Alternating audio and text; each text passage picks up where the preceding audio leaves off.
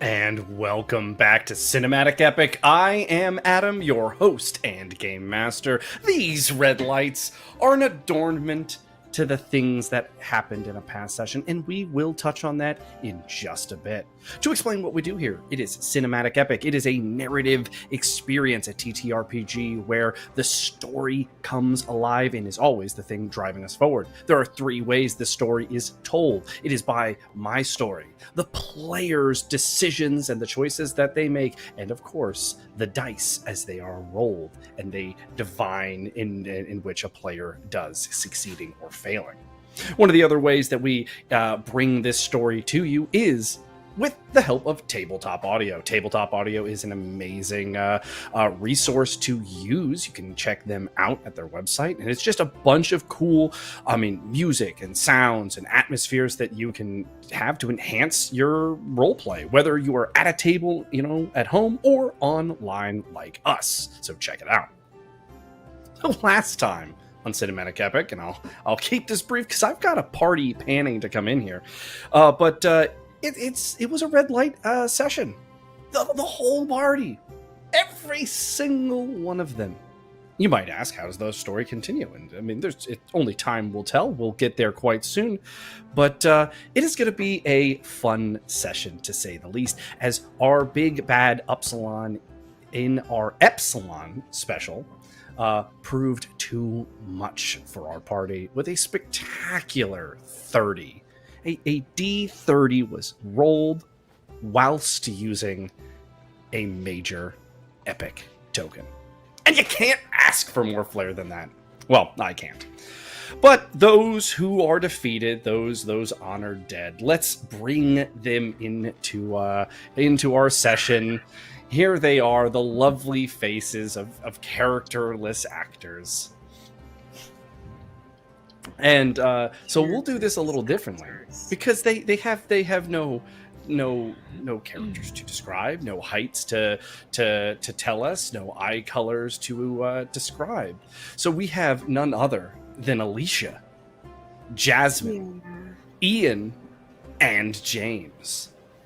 But to figure out who and how and what they're going to be playing and the story in front of us, well, there's no better way to get things started than, well, to hop right on in to our episode of Cinematic Epic.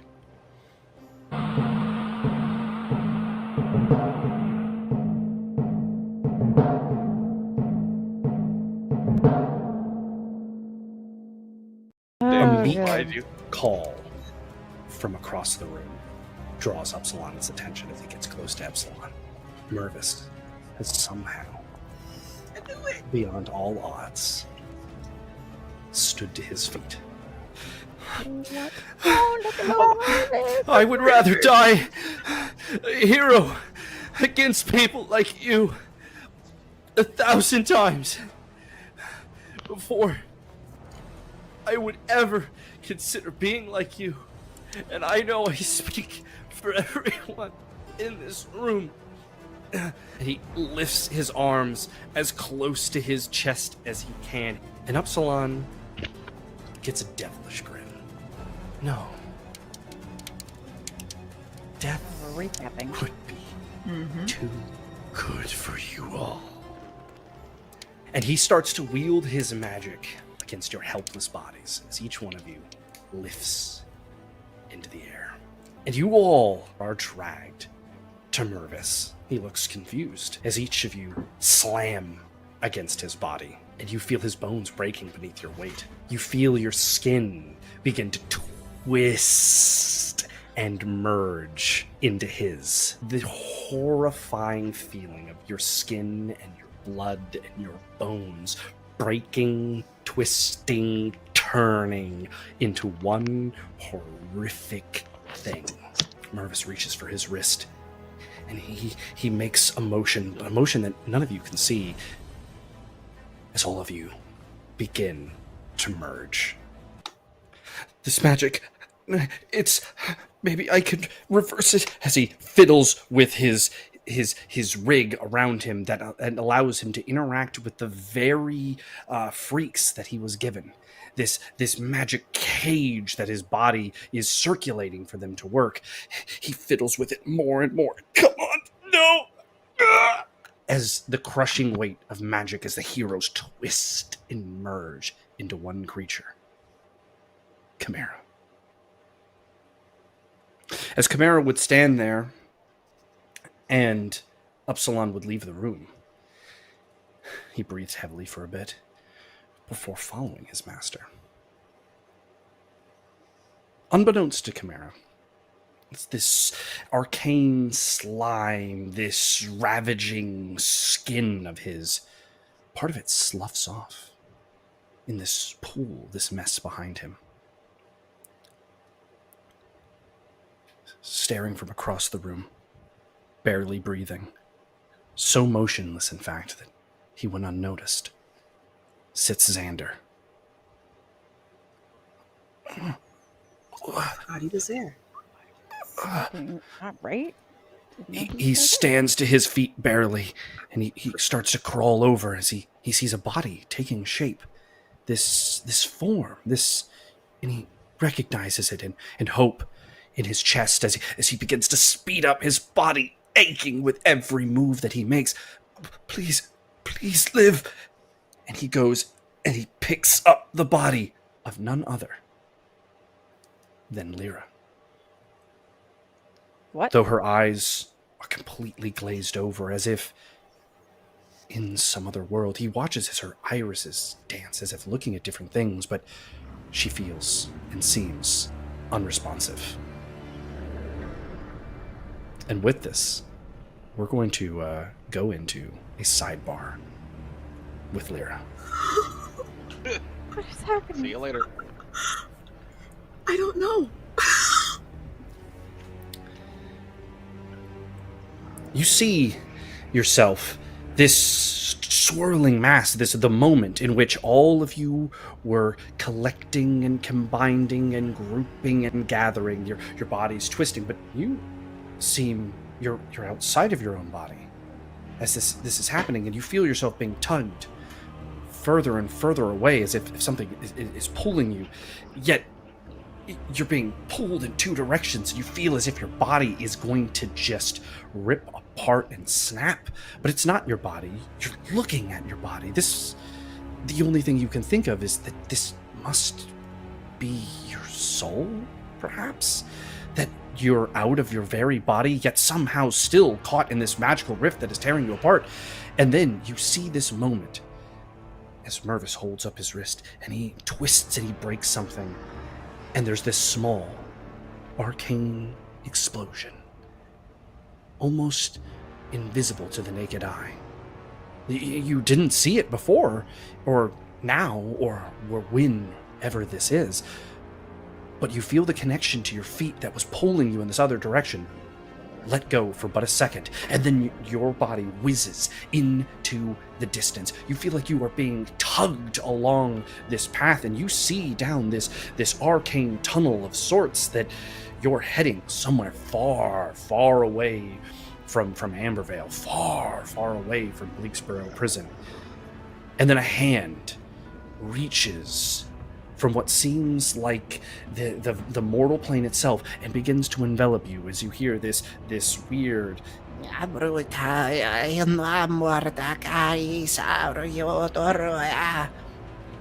and you seem to come slamming down into this same similar place, but it's as if the world isn't moving anymore. And you feel a small tugging on the back of your legs. And you feel a small tugging on the back of your legs. And you know what? I think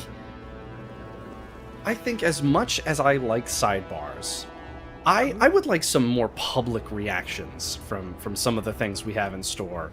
So let's tell a little bit more of this story in front of everyone. What do you think?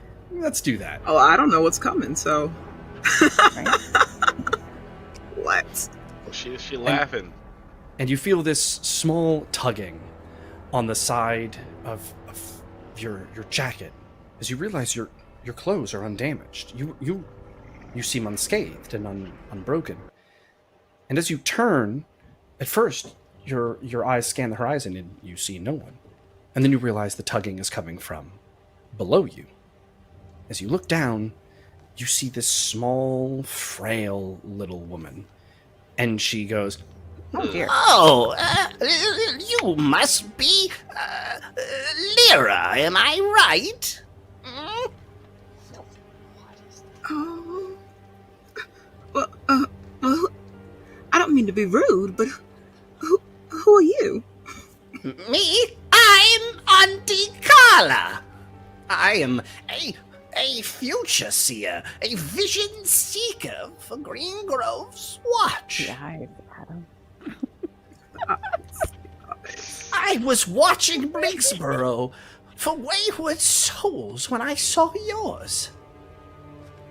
What's up with the eyeballs? So where are we now? This is a place in which the spirits walk, dearie.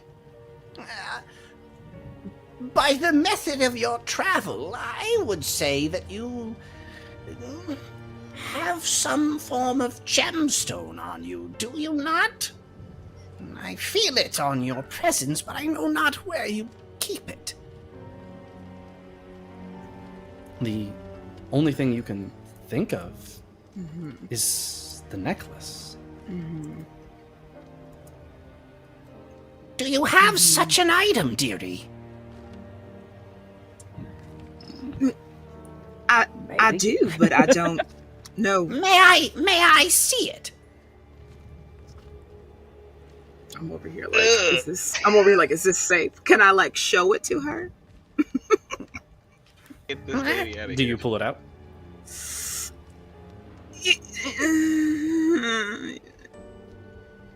Yeah, I'll pull it out. Oh, that is not a good item to keep on you, dearie. Oh no, that is a transference gem. That was sending you to its owner. Where perhaps did you receive such an item? What exactly do you mean by sending me to its owner? Stare down the path, dearie. And as you turn to the path, you realize that it is just paused. This is the same tunnel that you perceived going through. And you see, though you can't make out what it's at the end of it, it is a destination. And it feels foreboding, and it feels dark and heavy, as if at the end of this path, there is no such thing as Lyra. Whoever gave that to you wished to take from you everything that you are and add it to themselves. Well, what do you suggest I do with it? Well, here it matters not, as, well, in a manner of speaking, none of this is real. However, I would, well, like to examine it once you're back. If you're able to do so, that is. It will not be easy. Say I do get back. How would I find you? I am in the Green Grove's watch, dearie. Far too old are these bones to travel. Okay. I knew you said you were from there, but I didn't know if that's where you were. But, if I make it out, I will come find you. Wonderful. If you seek me out, dearie, I have more than just the gemstone of interest. But we will talk once you are there. For, as I said, a future seer am I. But your future is beyond my sight. So, I can lead you to the path. That is all that I can do. Please, follow me now. don't get lost. And in a hurried pace for her, which is like you taking like one step, wait, one step, wait, one step, wait, you follow her. And she goes and she leads you to what looks like just the end of the path that you were on, this tunnel. And you could feel the fact that even though it doesn't look like a drop, you get the feeling of when you look off like a high, like a tower or something, and you see a cliffside. And she goes, and she pulls out rope and just kind of drops it off, and you watch as you see the rope fall, but it's if it falls into nothingness. It falls into the same plane that you're looking at, as if there is no direction, yet somehow she's created a direction to go. And then as the rope hits an imperceivable floor in the distance, you see the tiniest pocket of what looks like the mortal realm. And you can see you being carried by Xander? Yes, Xander. He's carrying you. You can't see in where he is. He's walking or where he's going, but you see him carrying your body. I have, but one more thing, dearie, to say. This rope can take you back to yourself, to your body, to the mortal realm. However, if you stray but a little into this nothingness, you will drift for eternity. So, good luck. Because we don't want that. And then she just begins to walk and walk away from you. All right. And Well, does Lyra begin to traverse the like, rope? descend this rope because it's down, right? Mhm. Yeah. And again, in this bizarre feeling as you reach for this rope, and you at first you attempt to like pull yourself like you're going to like slide down this rope. The second your hand touches it, it's as if the axis of this world flip and you now climb this rope. The very floor you leave, or the very floor you leave now becomes the thing below you. You climb perceivably up, yet still it feels like you move down in this twisted realm of no direction. And we're going to head over to good old Ian as Lyra climbs her rope. As long as I can still see that pocket, we're good. We're going the right way. There you are, twisting, breaking, popping, burning, and you see Master Mervis, fear not across his face, determination. And then you watch as your body is split from what's left of your soul. As you stand there, this broken remnant looking down at these ghostly appendages of yours, even more fractured and broken than the body that you inhabit. You feel the chain, the red hot chain begin to drag you back. But it's not enough. Your body keeps moving towards Master Mervis. Closer and closer. The chain begins to fracture. It begins to break. It begins to crack. Barely the links of the chain are holding on. And then right before the moment in which that these chains break, Master Mervis, he twists something on the very cage that he wore on his body for the freaks. And there's the tiniest pop of arcane magic.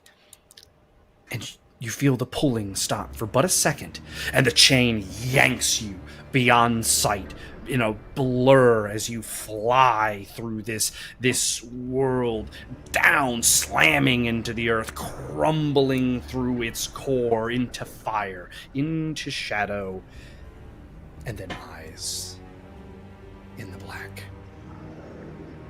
in a growling. Oh. Oh.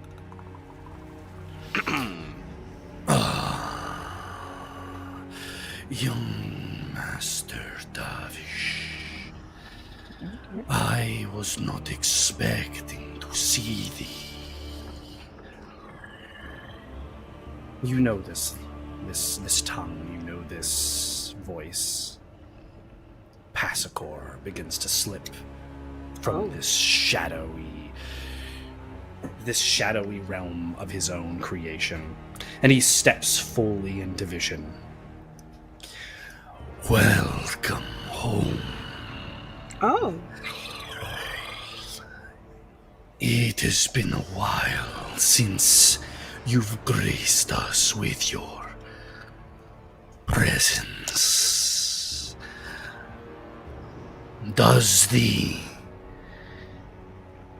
Do thy bring joy to your eyes, Davish?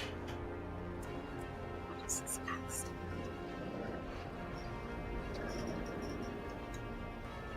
You know that it doesn't. You know that I don't have any wish to be here any longer. And yet you drag me back. Time and time again you drag me back.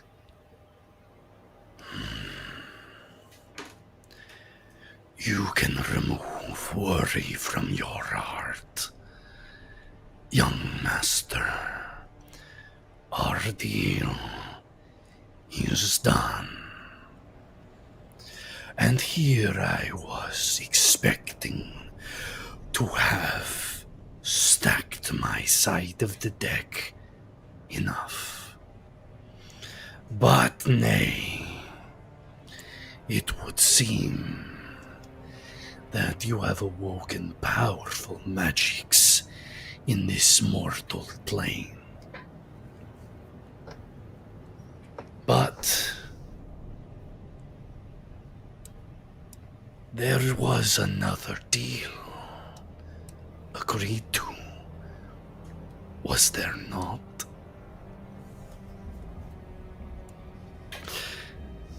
I would...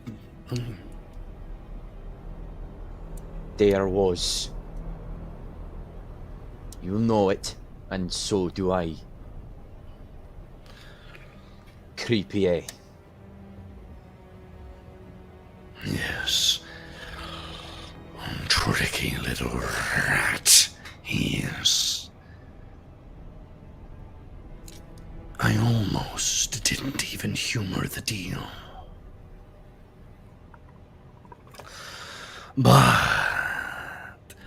I gave him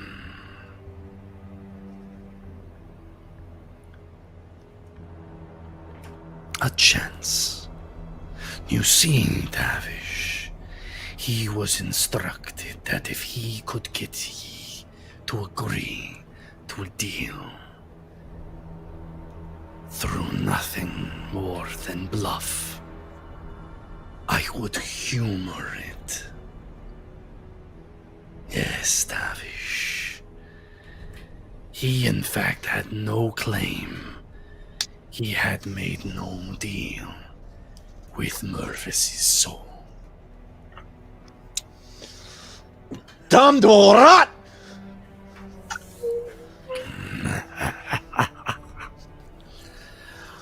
But fret not, Davish.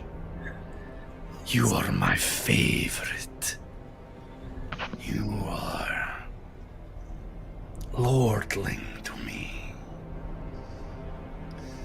Nay, I say, a son of Passacor. I sought no such title, and you know it. I wanted nothing to do with you. Only what I could do to bring. As you speak, his arm like drifts over to you, and in a lightness that beguiles his size and stature, taps your forehead. And as he speaks these next words, memories come flooding back to you. Oh, but Davish, did ye not ask for it? And this memory of hope and desperation, this want that you had to bring peace. It was for peace that you yearned for. It was for justice. It was to bring a new sense of security. But there was a cost. A terrible cost. And this comes flooding more and more back to you as you remember this moment. Why? What was the moment? What was it? Your hand had placed upon a gem, and this gem it radiated with a magic that you had not felt before. Something so far beyond anything. And then a beam of light, red in its nature, scorched the sky itself, and you watched as a being imperceivable shattered into parts, and a name comes screaming into your very head. Yapata Davos. That's amazing. So, Davish, do you not remember? You did wish to be lordling.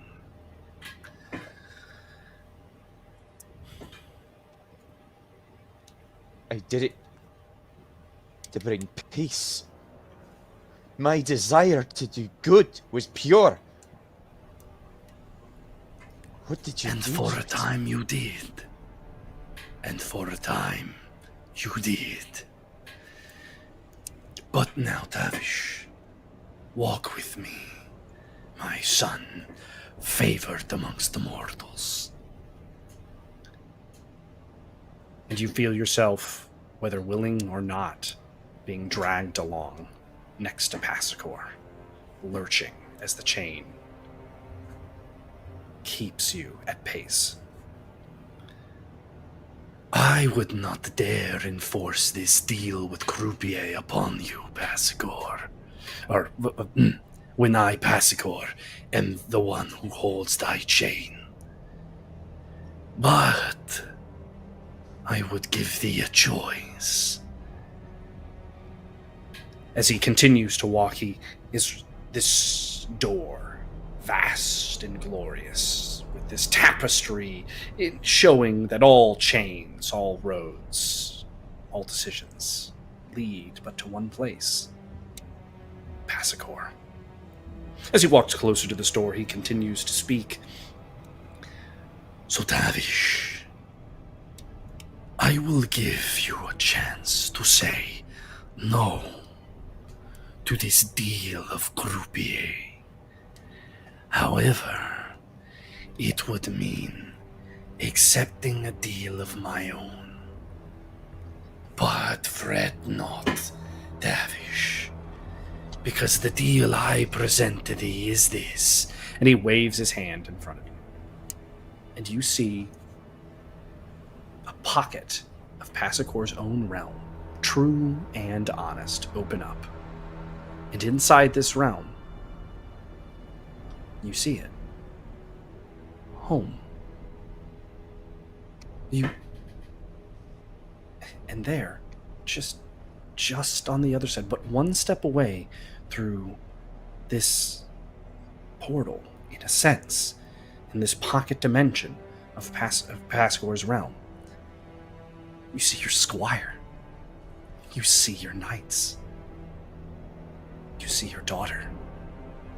You see your wife.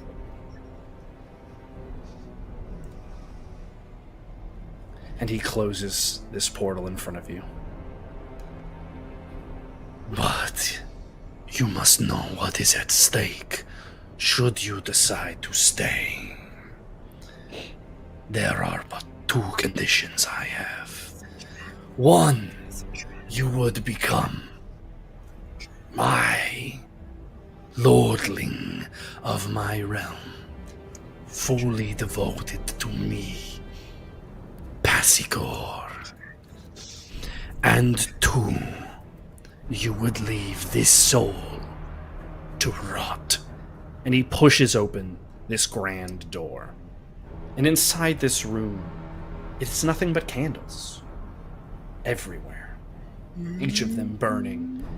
New candles appear as often as candles wicks burn out. This is a room of souls, Tavish. And let me show you a soul that might be dear to thee. And he beckons his hand forth, and this candle comes to vision.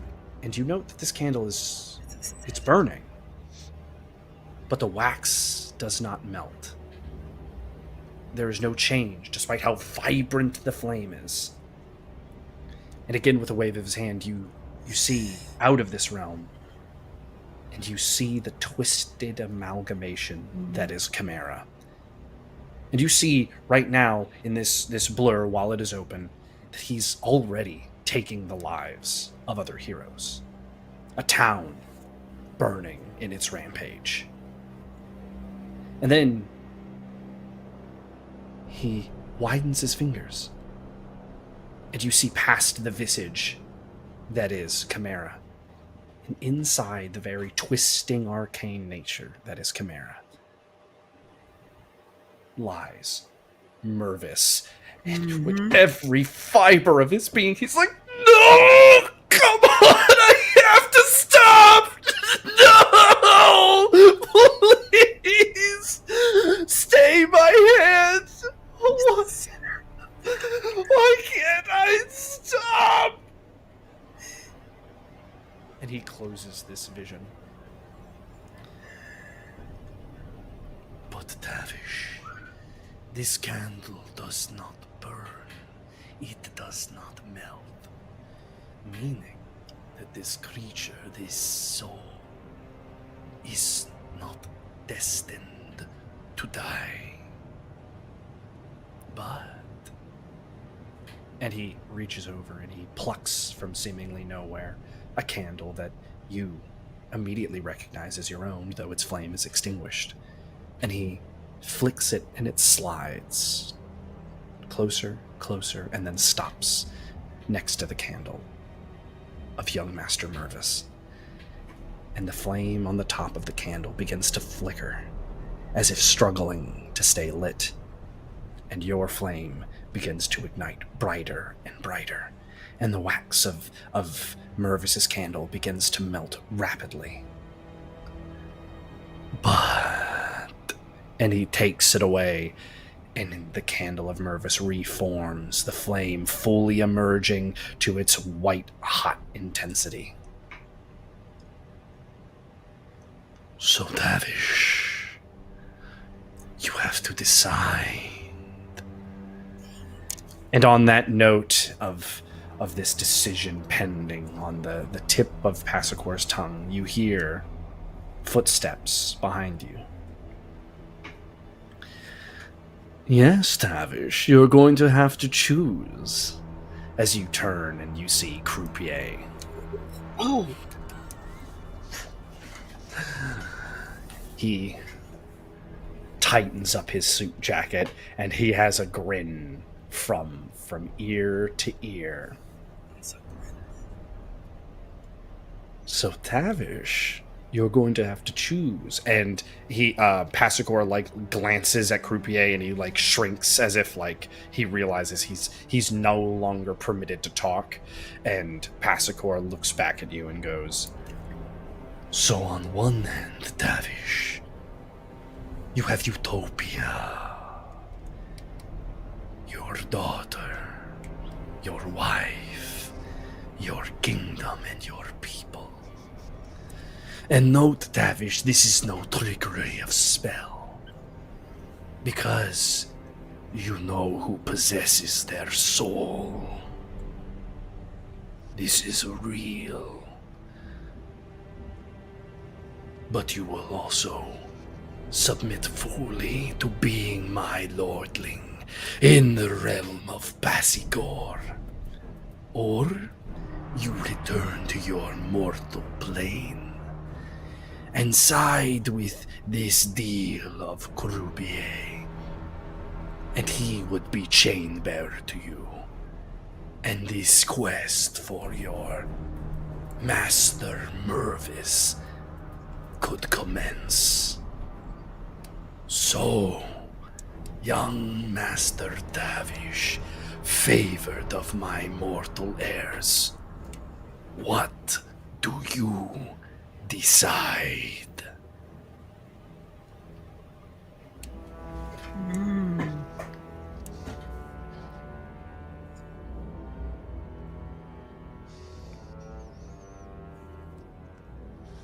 Damn it all. Damn it all.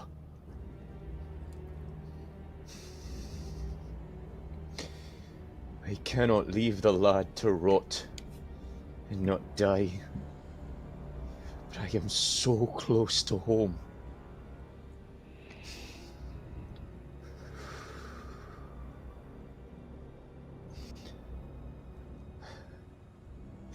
It will have to wait but a wee bit longer.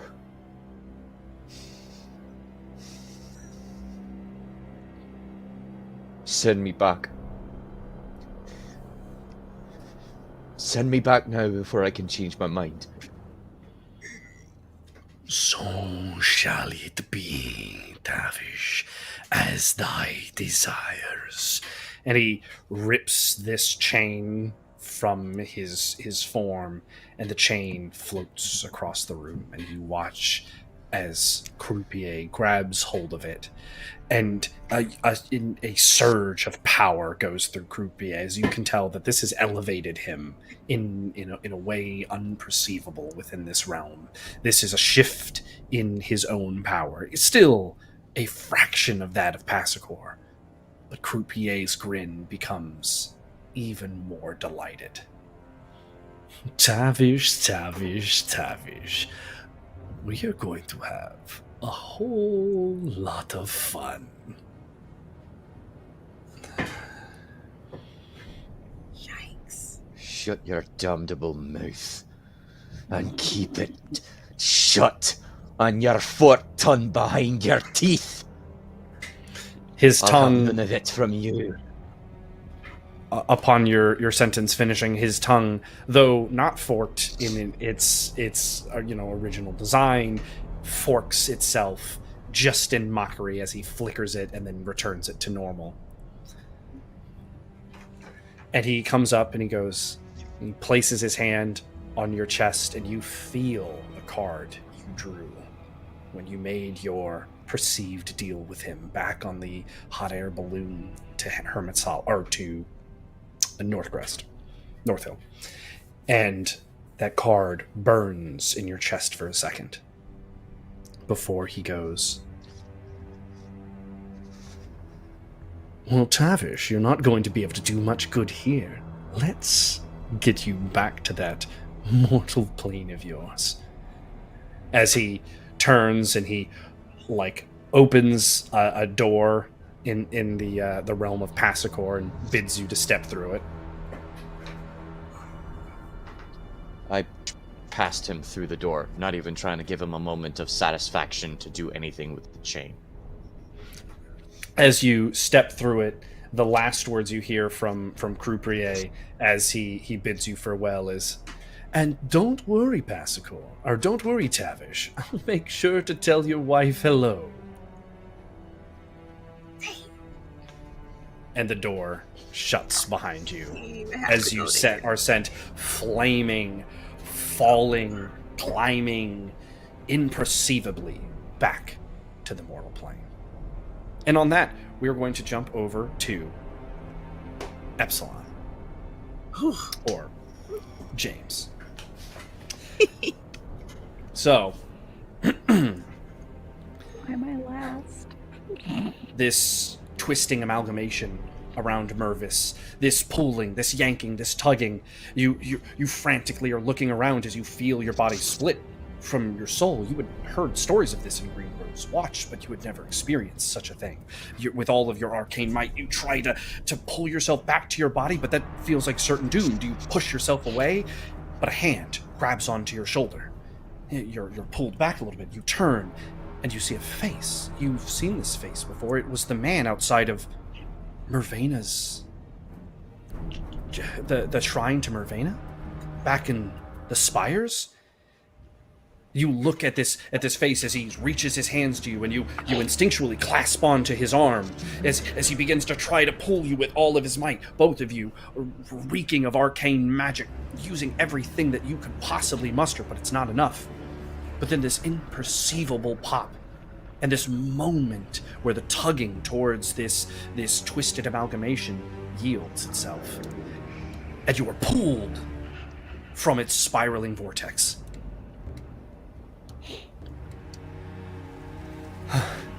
I did not think I was going to make it in time. Epsilon, it has been quite some time since I've seen you. Though I do not know if we were properly introduced last we spoke. Yeah, it's been quite some time. I'm glad to see you though.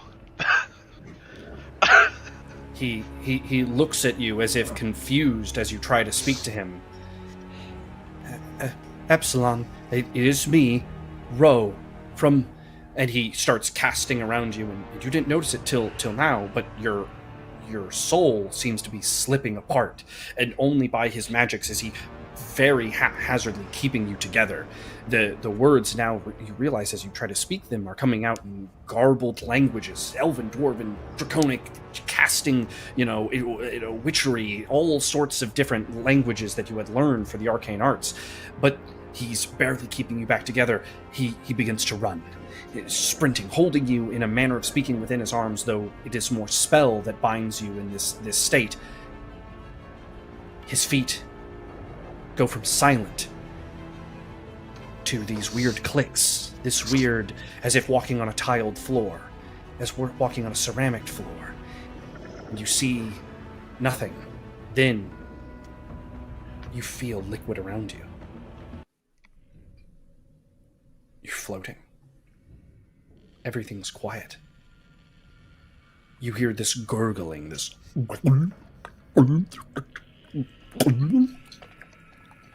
And your hands touch glass, and you realize you're in that laboratory, that dream, that space. And you hear a voice. I'm so glad you were able to get him here. I am surprised he lived. Yes, it was a miracle. Oh dear. Yes, I'm surprised as well. It wasn't by my own hands that he was saved, though. Something happened on the mortal plane that was unexpected. It's really the only thing that saved him. Other than your magics, of course, Mother. Yes. Well, hopefully the boy can recover. It seems he stirs. And this woman, this creature, this mother, turns to you and begins walking towards you. Oh, sweet Epsilon. You've awoken. And she places her hands on the glass as she stares into your... The spidered limbs on her back begin to, tamper with magics and wires and concoctions, and they pour different elixirs and things into this vat that you're in. And you are watching, literally, as fingers sprout from hand. As bone grows and forms, as skin creeps up your very arm, you can see briefly your ribs. You see your heart beating in your chest as muscle weaves itself around your body, skin forms its protective cushioning as you watch yourself literally grow back into reality. Oh, Epsilon. I'm so glad you're safe. First of flesh, first of love. Ah! Is that Brother. speaking? Brother, That's her both times. can you hear us? I nod my head. What I have. I bet it's like. Oh my god. Oh, jeez. Let us see if he can walk.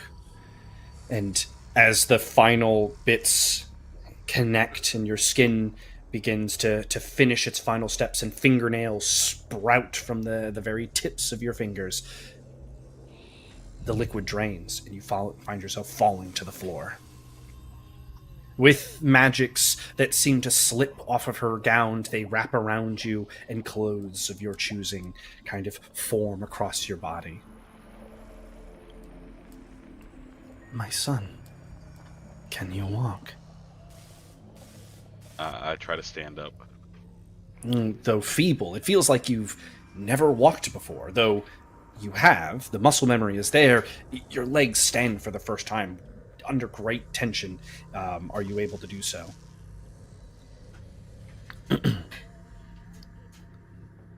I'm so glad you made it.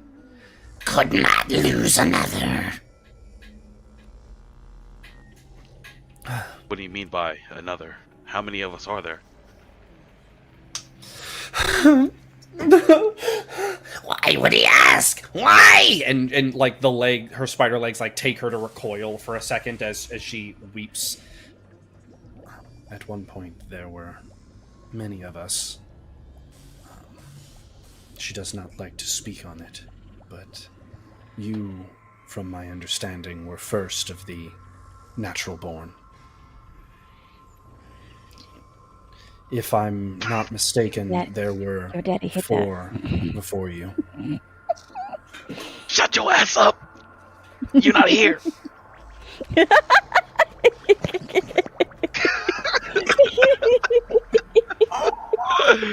Oh, I don't need that picture right now.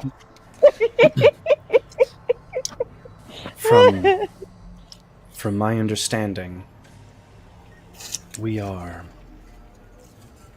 a replacement, a second attempt at a lost, daughter of sort. And the other voice comes crying in. You will not speak the story. It is not yours to tell. And Ro retracts and kind of like bows and like yields the floor as she comes like spiraling by web and magic back down in front of you. Oh god. It is true. Most beloved of my sons, and she strokes your cheek. All of this started because I had lost my daughter. You see, I was not always this way. And the spidered legs begin to like draw out runes that like you marvel at. Like even someone as talented as Anguin back in the mortal plane would require near an hour to bring about this level of magics. Something that subconsciously, while speaking, her other limbs weave in a matter of seconds. And you see these 2 beautiful beings in the sky. They seem to be the very clouds themselves. There was a time where I traveled this world with my daughter. My perfect, my beautiful, my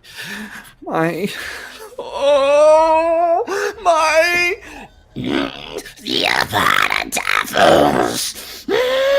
and the legs smash the magics. They skitter, they crawl. She like rips across the room, spiraling in this anger. But stolen from me, taken. And so yet I had to weave another heart. But I could not do it alone. You see, there were some before you. But they were not you, my son. And again, she strokes down your face and her hand upon your heart, your like chest, and she can feel your heart beating, and you can tell that this is, to her, joyous, feeling that you're alive. As you look in nothing but horror as these mouths on her spider limbs snap over and over and her legs twitch unnaturally. But I had to learn a lesson. I will not speak their names, but they are lost, failed. Failed! And Ro takes a step back again, and you can see this pains him as well. But I learned in my travels. I believe it was in North Hill. North Hill. I had met a lovely little family, and they showed me the error of my ways. I just needed to love. But how is one supposed to love with such a broken heart, so racked with turmoil, so broken by grief? And then your father. What a hero. What a hero. What a liar! Traitor! No, this is too much. You have things to do. Every second that wayward son of mine, Upsilon, stays upon the mortal planes, more and more are dying. Well, wait. I think I need to know. No one's What, told my me son? the truth. No one's told me the truth until now. Ask your mother Yeah, anything. he's just looking like, ugh. just try to look, but like don't know what to look at. She brings her hand underneath. She brings her hand underneath your chin, and like brings you eye to eye with her face. Ask of me anything. The right things.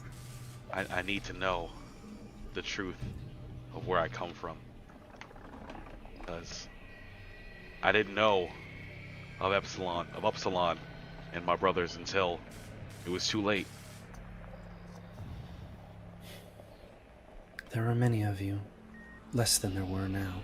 Dead, died, taken. But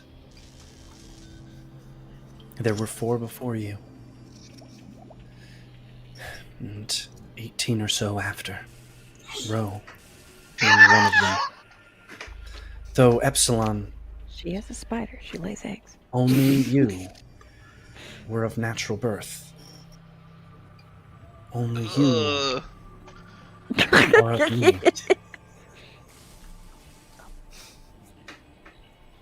And so truest bond I do have with you. And if truth is to be spoken, then you should know that Upsilon is the closest second. As he is not bound by my body nor my flesh, No, not bound. but he is bound of my magics. He is directly tied to what grants me my deific power. Taker, usurper, breaker. And if he stays on the path that he is going to replace me. And trust me, my son, he is far more malevolent than I. Darker, brutaler, meaner.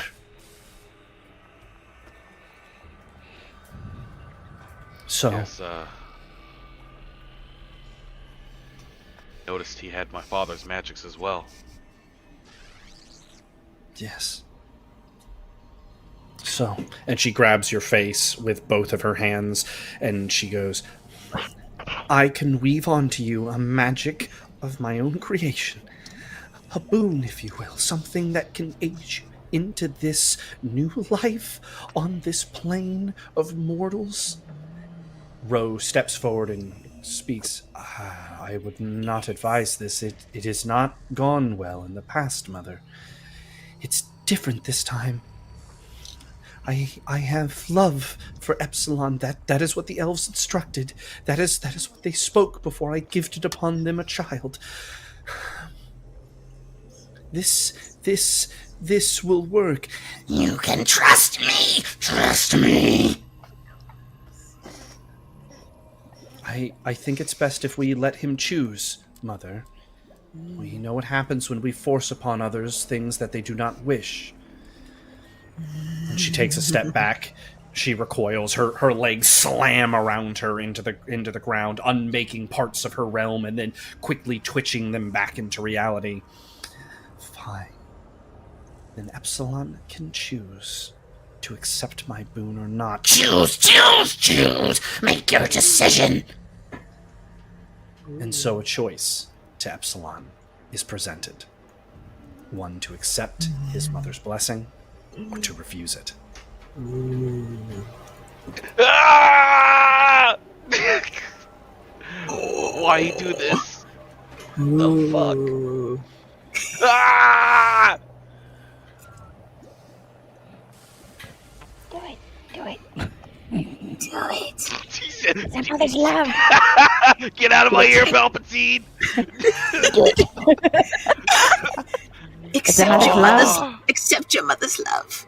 It's like, on one hand, it's like I want to be like, I want to trust my brother. On one hand, I'm like, this is probably some fuckery. But on the other hand, it's just like, I feel like I You don't know this probably guy use some either. help.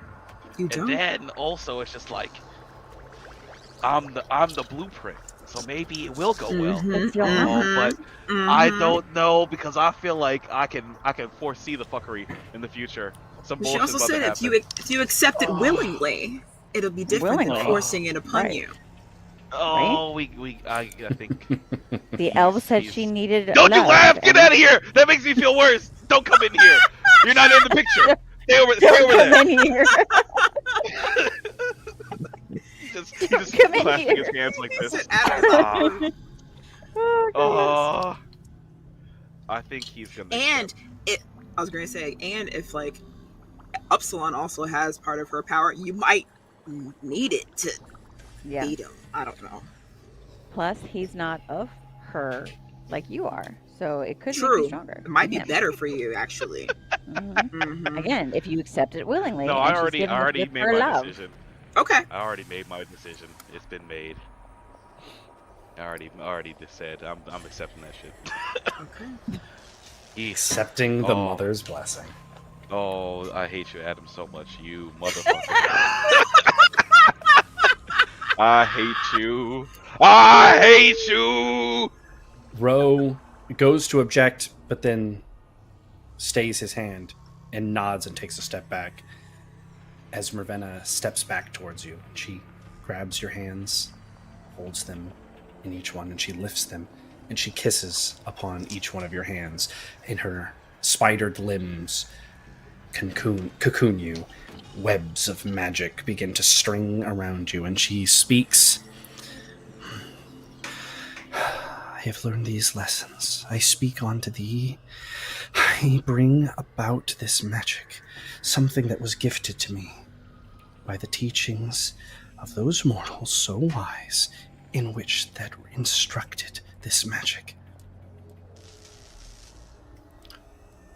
Orly, Anna, Orthel, Lias, grant me this again. guide my hand and bring about my magics again. My magics, my will, they'll flow, they'll make, they'll create. And the webs burst away from you, and your hand flickers flame. And then the flames are black. They have the slightest resemblance of the void-inked tentacles that you saw while fighting Upsilon in Briggsboro Prison. And then with another twist of your wrist, it's back to regular flame. But there is a slight hunger. A slight hunger. And ever so slightly, in the back of your head, you hear, Good. Feed. Oh, dear. and the cocoon fully breaks. Ro will lead you back to the mortal plane now. Know that I love you, Epsilon, with all of my heart. And so too did I love your father. Even though he Betrayed me, stole from me, took from me everything. Go. Stop him. Stop Upsilon. And her legs carry her back away from the room, though her more human appendages seem to longingly wish to be able to stay and spend but another moment with her son. Is simultaneously sad and creepy at the same time. This way, Epsilon. And he begins to walk. And as the two of you walk, you and Ro, it seems like you're just walking through her realm until all of a sudden you're not. And as you look back, her realm seems imperceivable, as if not there anymore at all. And he continues walking you down this path until finally you're at a bridge. It's a single file bridge, but not enough room for one person. And at the end of this bridge, though it seems like miles that you'd have to walk, you see the mortal plane. As you begin to traverse this bridge, Ro speaks to you and says, I'll seek you out on the other side, brother. I do wish to get to know you better. And I you, brother. I clasped his hand like we in Lord of the Rings. You walk down this bridge. Forearm grab. Forearm. And as you walk down this bridge, it seems like you're never going to get to the end. And then all of a sudden, heat, warmth, blinding light of the sun. As you stare in your eyes, you're barely able to tell where you are. And then you hear, Captain? Captain! and you turn No. and you see the very mother spawn that you battled in the prison. Captain! It's... I never thought I was going to see you again, Captain. Oh, they all said that you died. I healed from my wounds, Captain, just like you had asked. No, they're my brothers.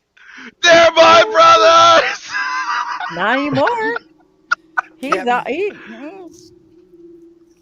Captain, I Did know we- the last time we met, it was his enemies. I would like to change that, Captain.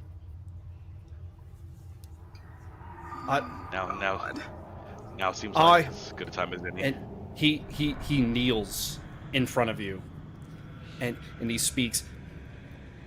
With every ounce of my being, Captain, with the fibre of my blood in me, as a mother spawn to Mervana, and in front of you, one of her true heirs,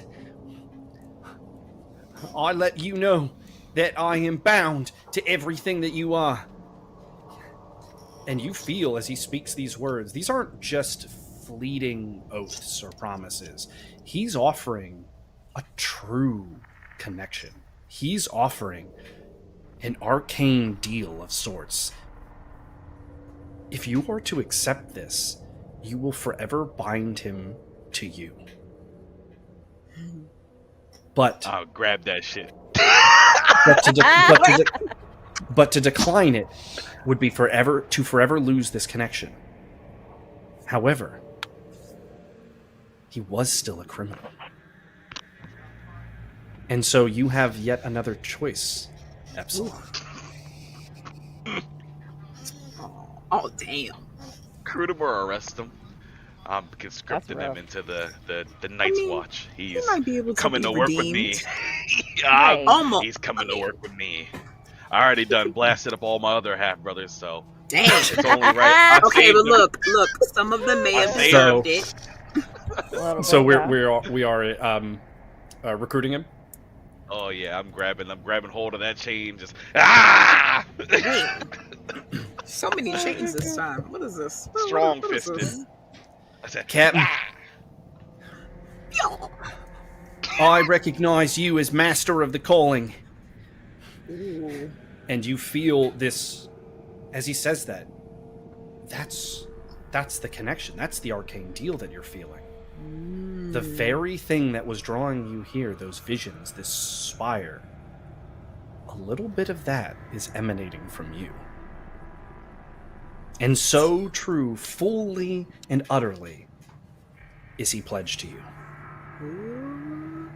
It takes some time, of course. You have to vouch for him. You have to explain to the guards why this prisoner is going to be freed and leaving with you. But you do, and you set your journey to Green Grove's Watch as something is telling you that that is where you need to go. And we are now going to move over to Sequoia. I thought he was about to be like, and we're gonna take our 5-minute break. I was gonna be like, I mean, No! I No! waited all this time. Waited all this time. She's like, I quit. It happened in a blur.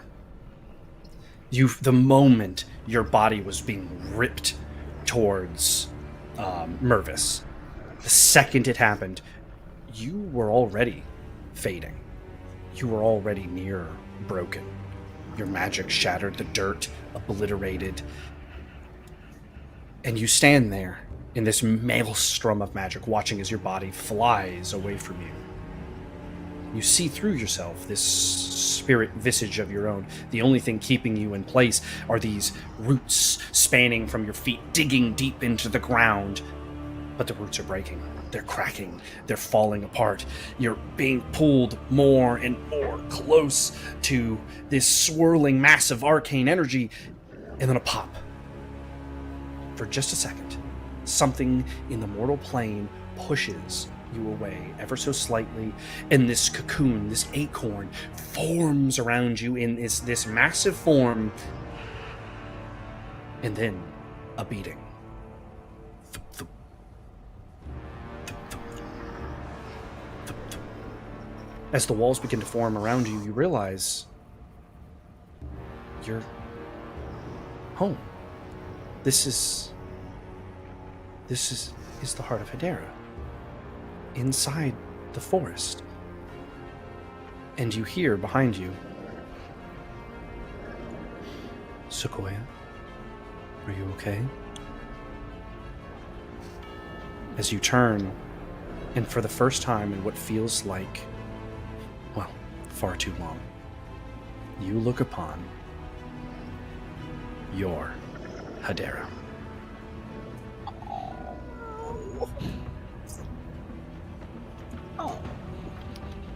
She comes to you and embraces you as mother does to child. And she brushes the hair out of your face. She goes, "You've been so brave. You have done so much. I wish I could rejoice with you for, well, forever." sadly. And she gestures over your shoulder, and you look, and though it is far, you can tell it will take quite some time for him to arrive, you do see walking down this quaint cobblestone path that leads right through the forest to the very doorstep of the heart that you stand in. A frail old man. Not this guy. Oh. As he walks and hobbles towards you. So, I believe the two of you have met. He is, well, the Reaper, the Curator. And he's only going to give us so much time. Can you walk a little slower?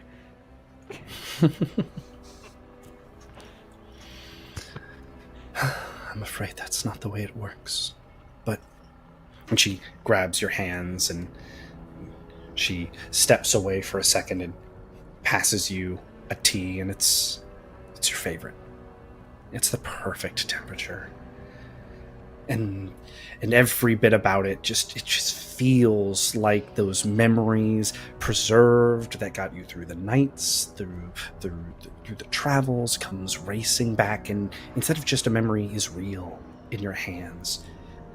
The tea cup slightly singes your fingers. It's too warm, like it always was, but it never stopped you from taking your first sip. You always wanted to hold it close to you while you listened to Hedera speak and tell you either what was going to be done in the day or what it meant to be a part of the forest.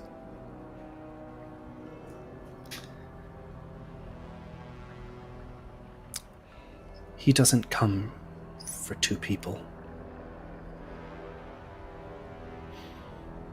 He doesn't come for us. He's going to just take me. A squawk from across the room interrupts, and it's Eldafo, and he goes, I have to object. And he looks directly at Sequoia as he speaks and says, we must do everything in our power to keep Hedera safe. That is the oath you took as one of her guardians. And Hedera looks to Eldafo and goes, no, it can't be that. I've been looking for you everywhere, though. I know. I need... I know. But what type of mother would I be if I asked of you to give me so much?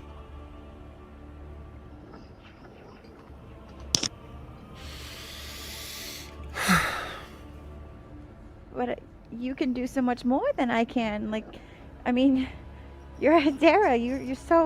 You're powerful. You're the queen of the forest and the protector of the natural world, and I'm just nobody.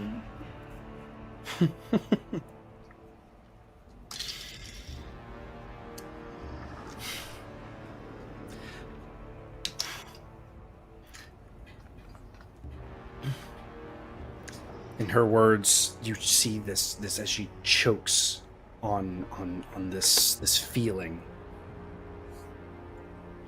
You've gone far farther than I would have ever made it. And you discovered things about me that, well, I didn't even know about myself.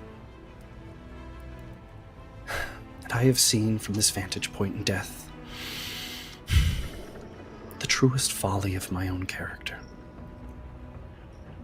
Pride. And I have decided that the reign of my name, Hedera, shall pass on to you, the one I love beyond all else.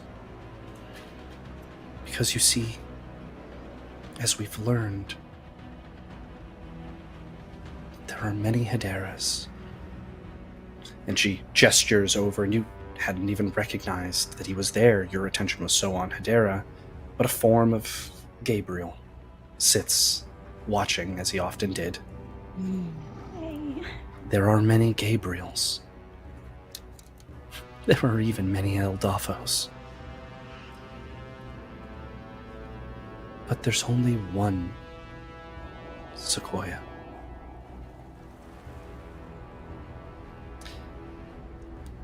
So, if you will allow me, I would like to kneel to the Queen of the Forest and say, long live Sequoia. Eldafo squawks again and again makes his protest, like, Hedera, no! Please, no, Sequoia, you have to reject this. It's what you and Gabriel swore. And Hedera looks at you and it's fair. What type of mother would I be if I forced upon you a decision? And though I hope with every fiber of my being you let me be your mother and not your queen, I will let you make this decision for yourself.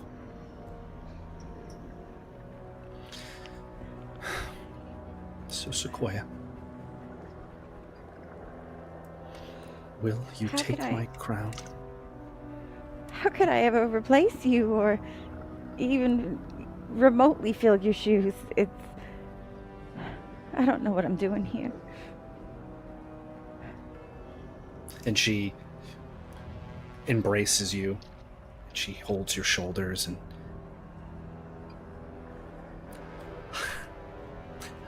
I didn't either. And despite everything that I had done in my isolation, in my solitude in the woods, I found a little orphan girl who needed a family.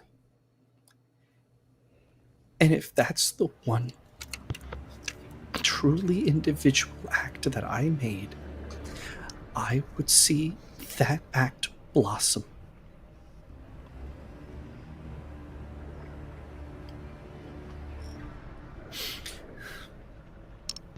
So please.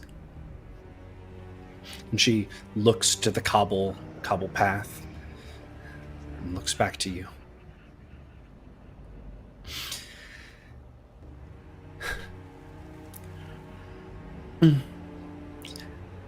What do you think, Gabriel? Gabriel looks, and it's as if he tries to speak, though part of him's not fully connected to this world, as if still bound somewhere else. But he speaks, and you can't quite make out the words, as you didn't expect to have to try to read the words from his lips. But he nods, and he makes a gesture that you know means that he loves you as well. I miss you both. Why did you have to eject me from the forest during that fight? I could have stayed. I could have helped.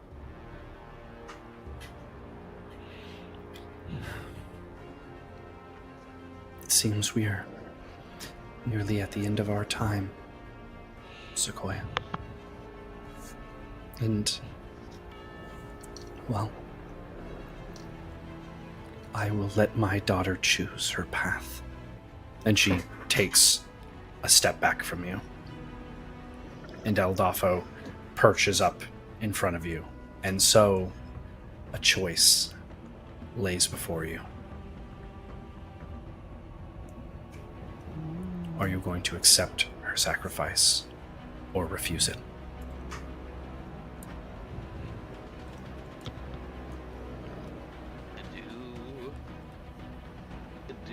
Adalpo, I know what I swore.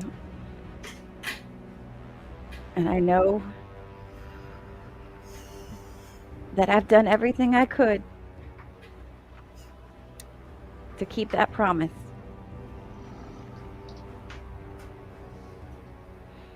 But I can still do more.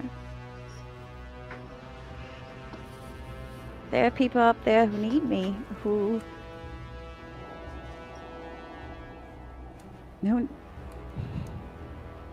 That's the champion humanity. there are people who are just like me, who need someone,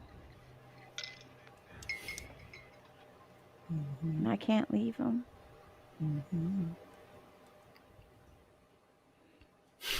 I accept Dara.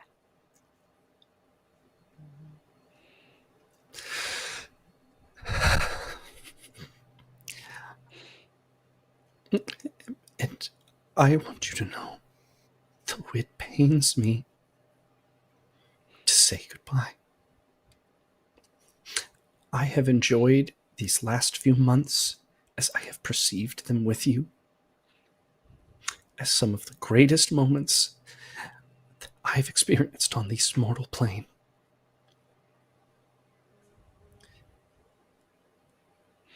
I miss you.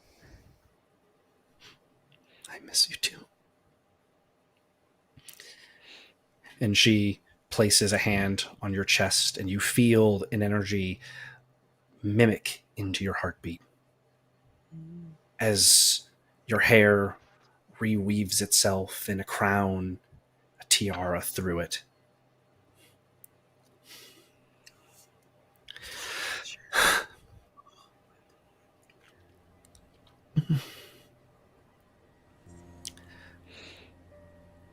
Sequoia, you are the perfect daughter. And know that no matter how far this Reaper takes me,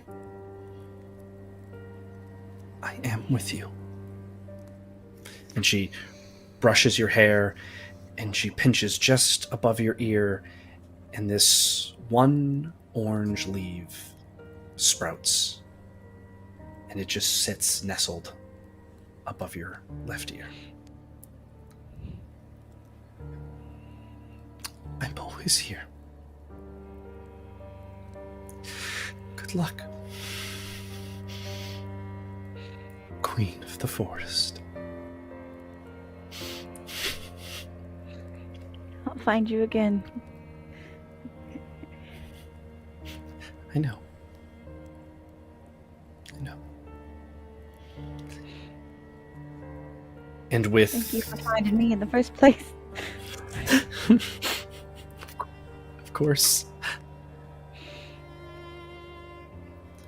She turns so that you're not facing the doorway, but the two of you kind of greet the Reaper in. And he comes up and he goes, if you would like, I could give you but a moment more. Perhaps just enough to finish your tea. After all, you've both been very kind to my realm. So I will wait. And he takes a respectful step outside of the heart of Hedera, and he lights up a small little corncob pipe and just sits there, musing to himself. And Hedera re-grabs the tea. And she tells you the story of her journey to Ambervale. How, for the first time, well, since she met you, that she had friends. They journeyed through this battle and fought the battles of mortals, and how different it was to interacting with the forest. You also do learn of some of the treacheries of mortals, and how they can both be some of the greatest creatures on this planet, and she gestures to you. But how there's a wayward path that needs to be avoided for greed and darkness. And, well, other dreadful acts are there. So, my daughter, I would love to hear you speak for a few minutes more. She begins to sip her tea as it reaches the halfway point. I went out looking for you, and I found some friends of my own. And I saved some people. And they saved me too.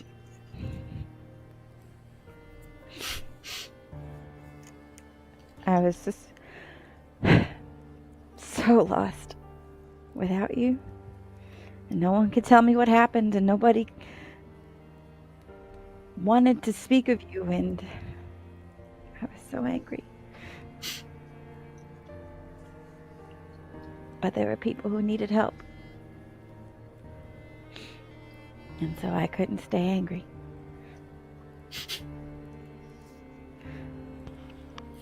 See? Already you humble me. This anger was something that did not relinquish its grip on myself. I love to hear where you grow. It makes me feel comfortable in my decision.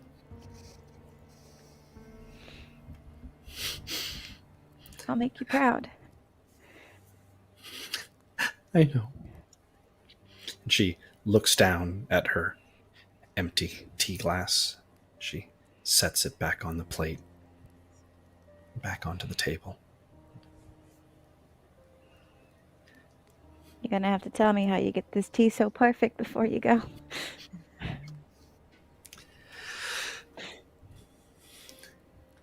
Well, you know what they say.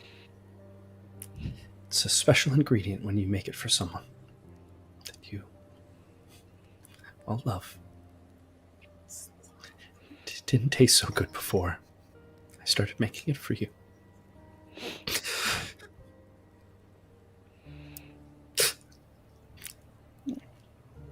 I have to go now.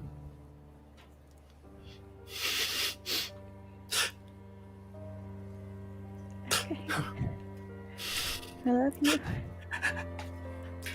Love you too. And she stands up and she walks to the doorway and she glances back. She smiles. And she grabs hold of the arm of the old man. They begin walking down the cobblestone road.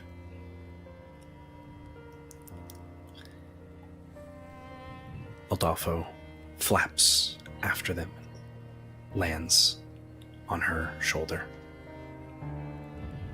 Gabriel stands up, takes a bow, and then disappears.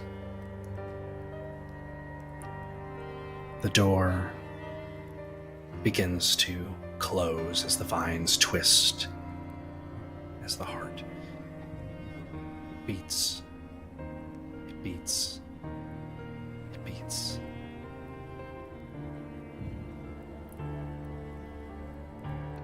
And then you feel as if the realm is changing around it. You're traveling. You're moving to the mortal plane once again.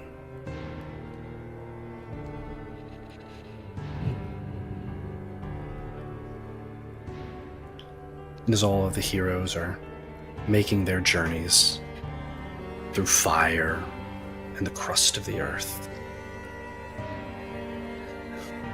those have already made it back to the material plane and begin to travel through boat, through strength of will. Those who pull upon rope through the imperceivable reality around them. We will take our 5-minute break, We will be right back in just a few minutes.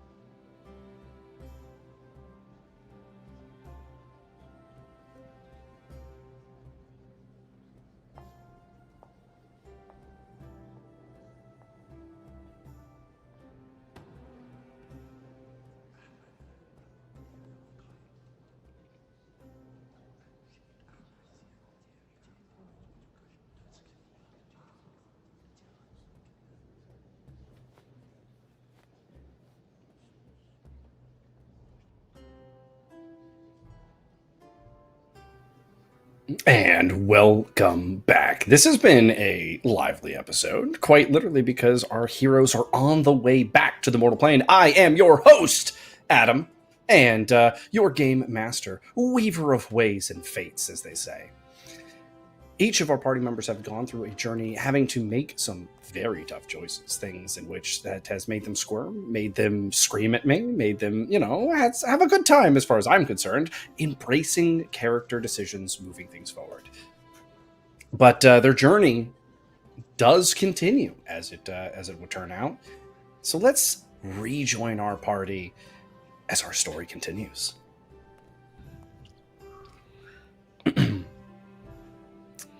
As each one of the party members arrives in this mortal plane, they're traveling, clawing through these other realms. This moment of their emergence is not what it feels like to them. Though to them it feels like they travel for maybe a day, at most a week.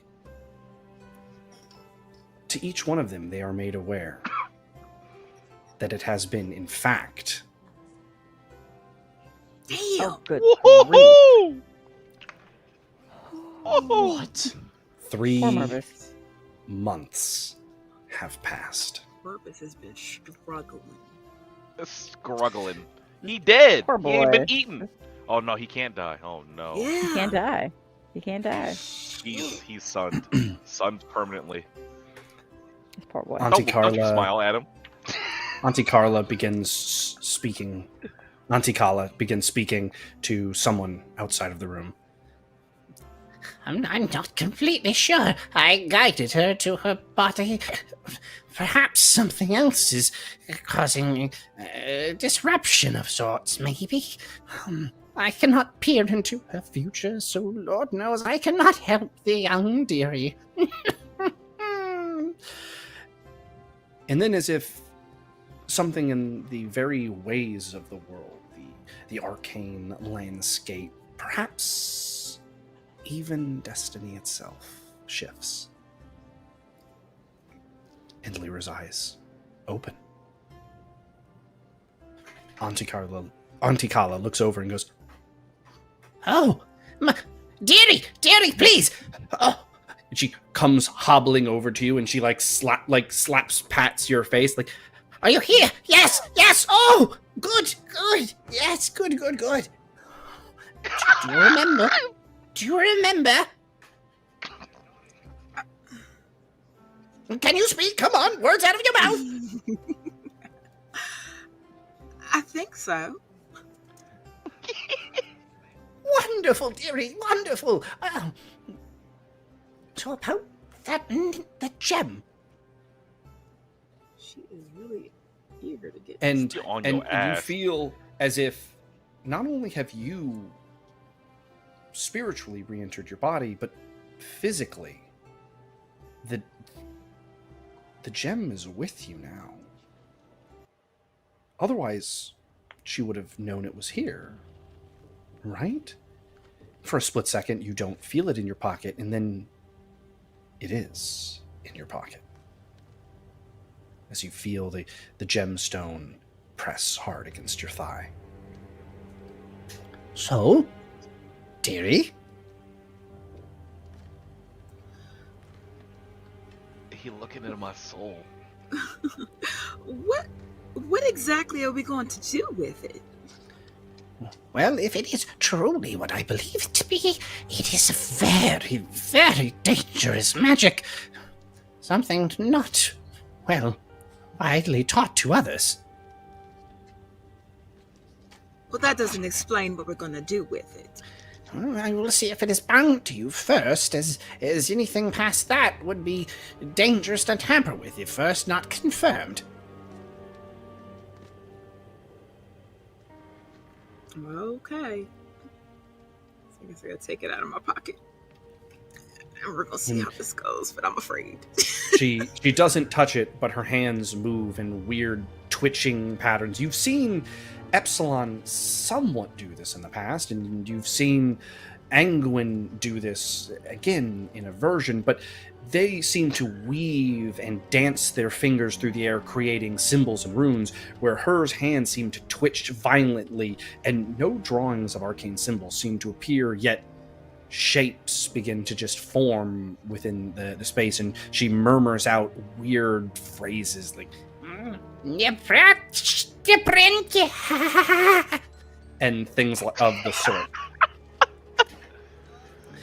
This arcane magic of sorts, again, it seems to loft through the air, more like an aroma almost, rather than a spell over the crystal. And you see this small dome humming over the crystal.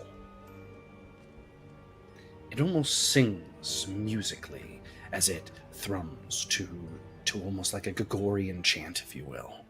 This hymn and haw, chorusy bellow. Oh dear, this is powerful magic, very much so. This is bound to you in a way that I would dare not tamper with it, my dear. No. Who did you say gave this to you again? Well, I didn't say. Do you know who would want such ill-fated will upon you? Well, I don't like to assume, but this came from Okra Lafort of the Thespians. Yes, it did. Of course, he would be a bard of power, able to wield such magics, that's for sure. Tell me. Wait. And she starts shuffling through her own, robes. And in fact, can I get a knowledge history check? The required number for this is but a 6. Oh, I don't have nothing, so. Got it. Oh, well, look at that. That was really Oh, different. That so many different aspects. Oh my god. There was a lot going on. As she fiddles with it and you're staring at the gemstone, you weren't the only one given one of these. And you hear around you the cries in the streets of Ambervale, the panic, as the claws ripped back through the black hole and the dragon emerged. And gold filled the streets. You remember barely making it out of it yourself. And then you stared down at Valkyrie's hand, unmoving under the pile, and you remember there being a cold feeling to her, despite everything, and despite it still having been so fresh, as you reached and you desperately tried to save your friend before magics of the battle had pushed you away from her. But she felt so beyond gone in that moment.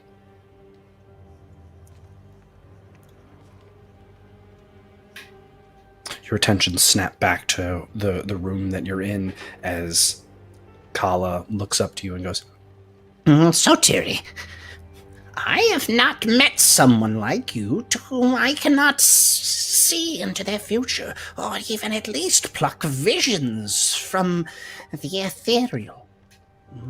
But my sight seems to be blunted upon you.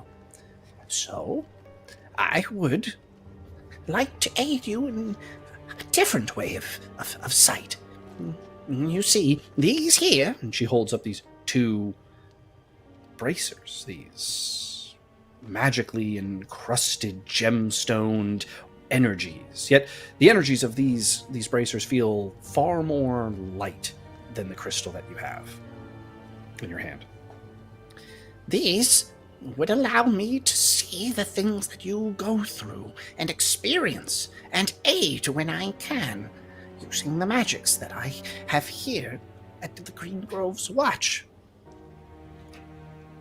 You would just have to wear them, though I will let you know the magics can be a little binding. I'm always happy to remove them so you don't consider yourself trapped, though otherwise you might find that they are a bit stuck. But aid you then I could, as speak through these crystals, and in a manner of speaking I can. So, dearie, will you let me aid you in your quest? You have a choice.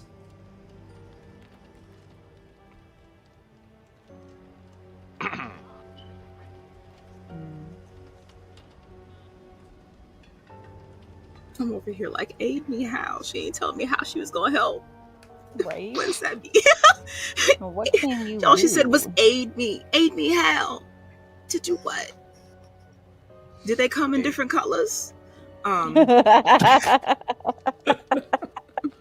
Hey, that would be a serious thought for her, okay? But no, I'm over here like, aid me how? In what? That doesn't tell me anything. Well, I can't read shit. your future, dearie. However, you see, I still can perceive the futures of others. So in times of peril, perhaps my vision could aid you in seeing the things that cannot be seen. She trying to tell me I'll be able to see the future? Ain't gonna be that Raven. She's saying she Raven. I was going to say, She like, can having a talk that's to a Raven moment going. You are I know. not Raven. You are what's his name? You're Orlando Brown. She's Raven. You're not even Orlando Brown. You're Raven's best friend. That's who you are. I would rather. Chelsea. I'd rather be Chelsea.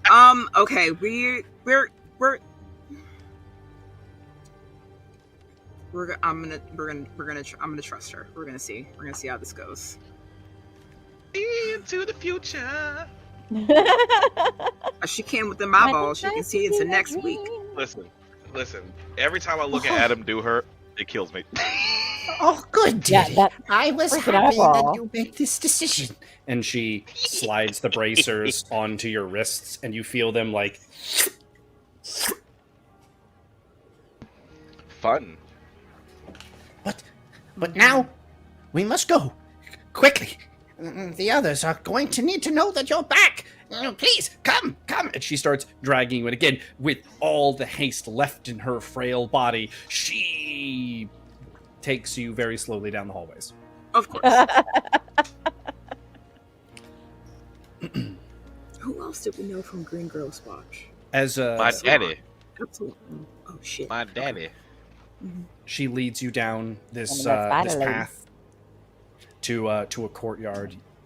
In this courtyard, you see this large, gorgeous-looking tree. And inside this courtyard, you hear Darian's voice. No, you have to understand that you're being a coward. There are people dying in the streets of towns and cities. If this Orlina is saying that she is willing to give us a chance at the Grey for Lambda, then we will go. Typhon, you are... And he's cut off by a boisterous shout back. In my own home, in my walls, that I seek refuge from a life of being a hero in which that you pale to reach the merit of. You would still not look to me eye to eye and call me father. You would not even do me such honor. Do you not think I know the loss of this land? I see what Upsilon is doing. You have lost your way, Darian, and you are no longer... And his words are interrupted by a symphony of platinum horns bellowing in the distance. This is something that most of you would not be familiar with, those of you that can hear this lyric. And Epsilon, as your ship approaches the harbor of Greengrove's Watch, this is the horns of a hero returning. Not really. They Fucking look pained. traumatized. They look paused. As Lyra, only now as you're walking through, you realize how empty Greengrove's Watch is.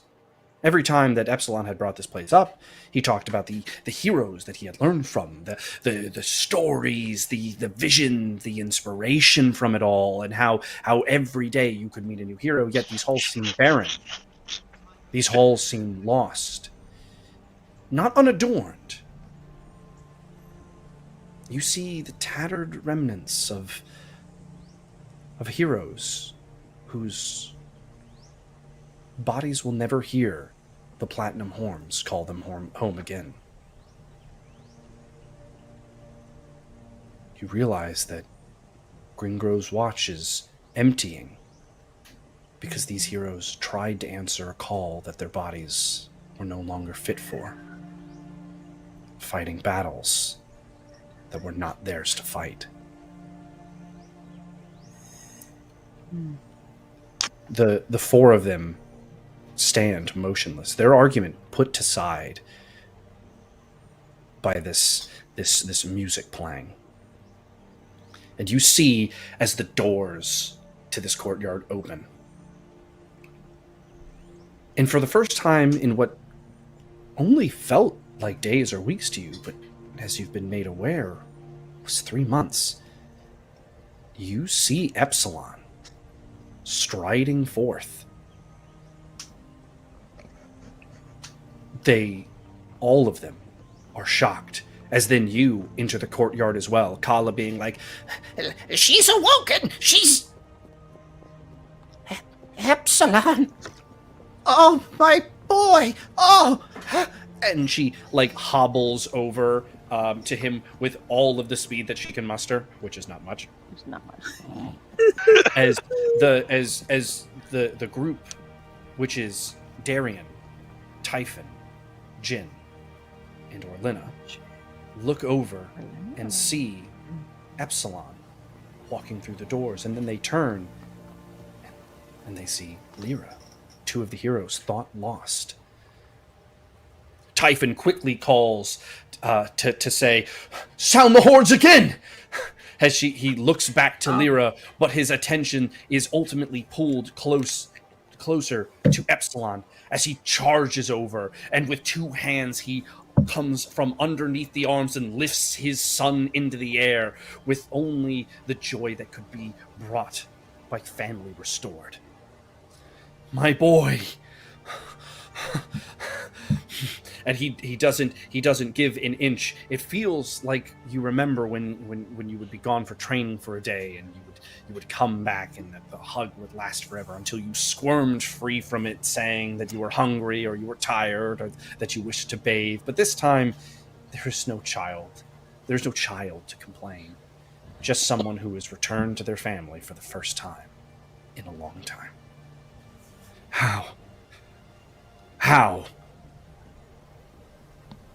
Mama. It's a story for when we're not here.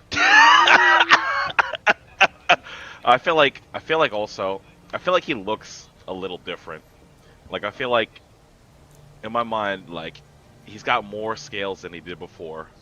But I also feel like he's got like another set of fangs. So instead of one set of incisors, he got two now. I was gonna say, he grew a beard or some shit? Like, what? Like, he's not quite the same as when he left. Oh.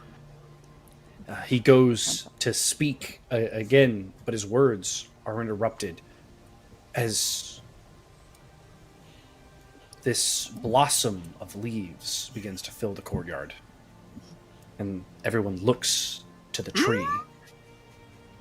The tree begins to unravel, and then falling forth from its roots It's Frank. It's not Frank, it's me. is Sequoia. I was about to be like, it's not Frank, it's me. It's just like Frank, but Hey, Not like Frank. God, I hope not like Frank. But Oh, emerging no. forth from the roots is Sequoia. it's me. And as Lyra, Sequoia, and Epsilon begin to realize that all of them are back and standing before each other, the lights of the room change. The candles flicker, some of them extinguishing outright completely, as a red hue begins to seep over the ground. Oh, here we are. This talon-like claw emerges from the ground, splitting it open, and this dark smoke seeps from the earth itself. I take a ready stance. Fire begins what to the spout fuck? out from it. As arising from it, this smoke yields forth Tavish. Mm-hmm. Came straight from the depths of hell. God damn. He The look like, earth- is this I'll say, is this naked Tavish, or has he got the armor on, or some kind of armor on? This like all grody looking Tavish coming out the ground. Like he just looked like a zombie just got pushed up. Is he decent? Tavish is covered in a near jet black plate, Just rises up like the Spiked. Undertaker. spiked and barbed. He feels heavier than he did before. Mm-hmm. With reason. I stay in my ready stance. He don't know who he Is is. that you, Tavish? You watch as he stands there and looks at his hands for a second as he's coming back into the world. And his hand grips into a fist, and then the hilt of his sword that he wielded, that crackling, whispering, twitching blade, begins to appear into his hands, as if materializing from another realm completely. Until his sword that he wielded against Upsilon has returned to his grip. In Epsilon, you would note that the blade feels void inked, as if darker than before. I feel a kinship with this blade. That blade's my brother. As the world around you, Another brother. as the world around you, Tavish, kind of starts to draw your attention, you are surprised as you stare at Epsilon, Lyra, and Sequoia. All of you stand before each other for the first time in a while. 3 months ago. Yeah.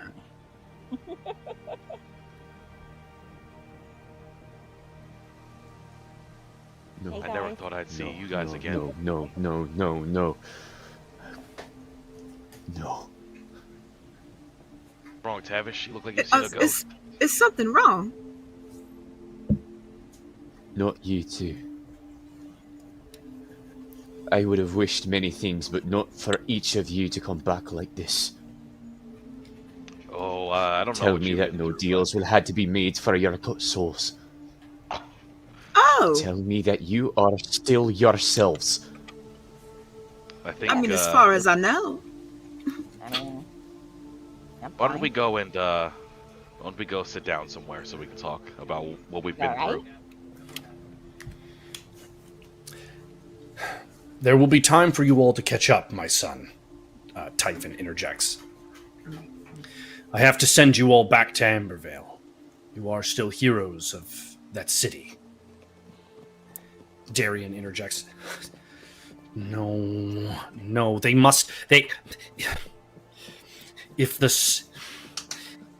fulcrum is back in play, they must go to the spires now.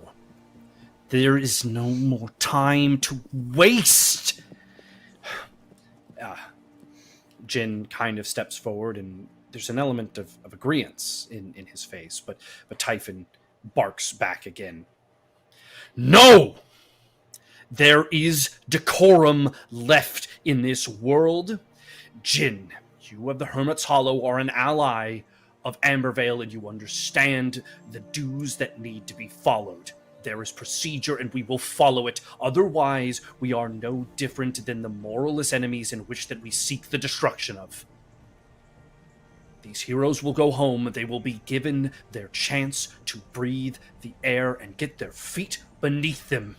And yes, all of you must know that all upon your shoulders bears a heavy burden. The days to come will not be easy, but you will take this day to rest. I will go and prepare a ship, and I will hear no more of this. Darian looks absolutely furious as he walks off in a different direction. Jin kind of nods and takes Orlina to a side room, and they begin speaking about the Grey and what a journey there could entail. The next few minutes for the party are bizarre. It's a rush. Again, all these experiences both feel familiar and new as you hear the world around you, feel the breeze on your skin. Everything's been moving so fast, and it feels like there's a moment of rest. And though you still prepare yourselves for a voyage, and you do board this boat, headed towards Ambervale, as the waves crest upon the ship and you set sail, you are granted a period in which all of you sit at the same table and can speak with no urgency and with no hurry.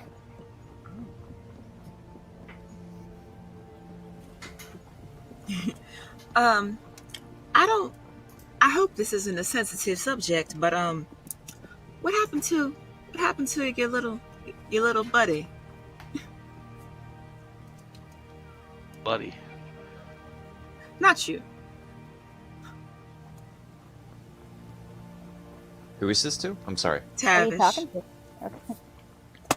Where's Talking your about little buddy? Mervis. Yeah. Oh, wait, he make him sound like he a buddy. little dog or something. Didn't he? All Like he a little puppy. How did he not come back? I mean, weren't we all like mushed together and then like? So if we We came had back, why nowhere didn't to he come come back back? from. Because we had somewhere to come back from. He didn't. Oh. You can't come back if you never left. He's still alive? Where did we go? I thought we were all like Aye. one thing. Thing. Well, I don't know what happened That to y'all. thing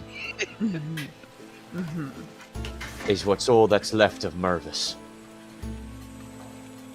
He's He's still trapped in there. inside. Oh. Aye. Poor lad's still in there watching. How did he get stuck inside and we didn't?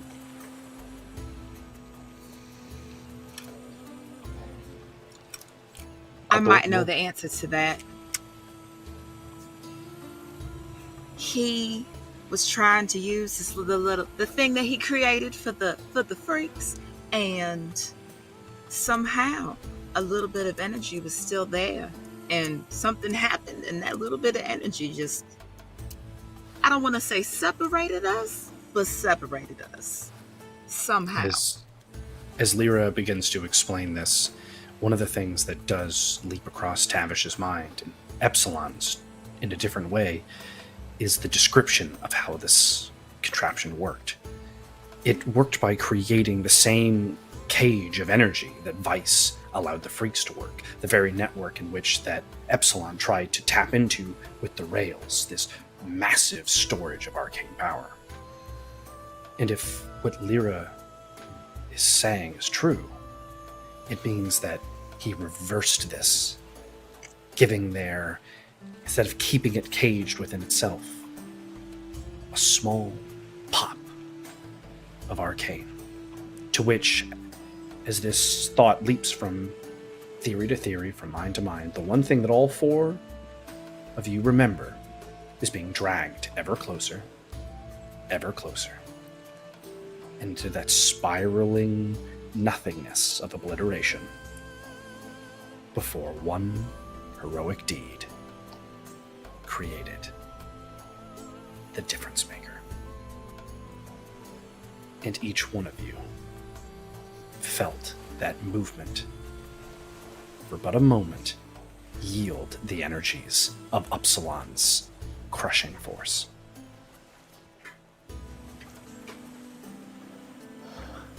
So really, he kind of saved us.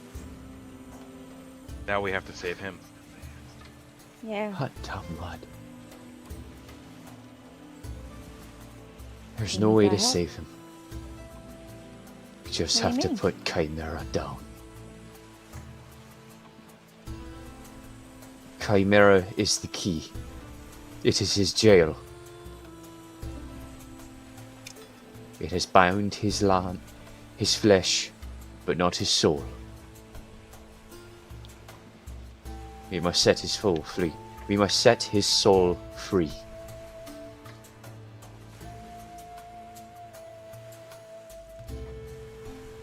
But what does it mean we have to kill him? Okay. Do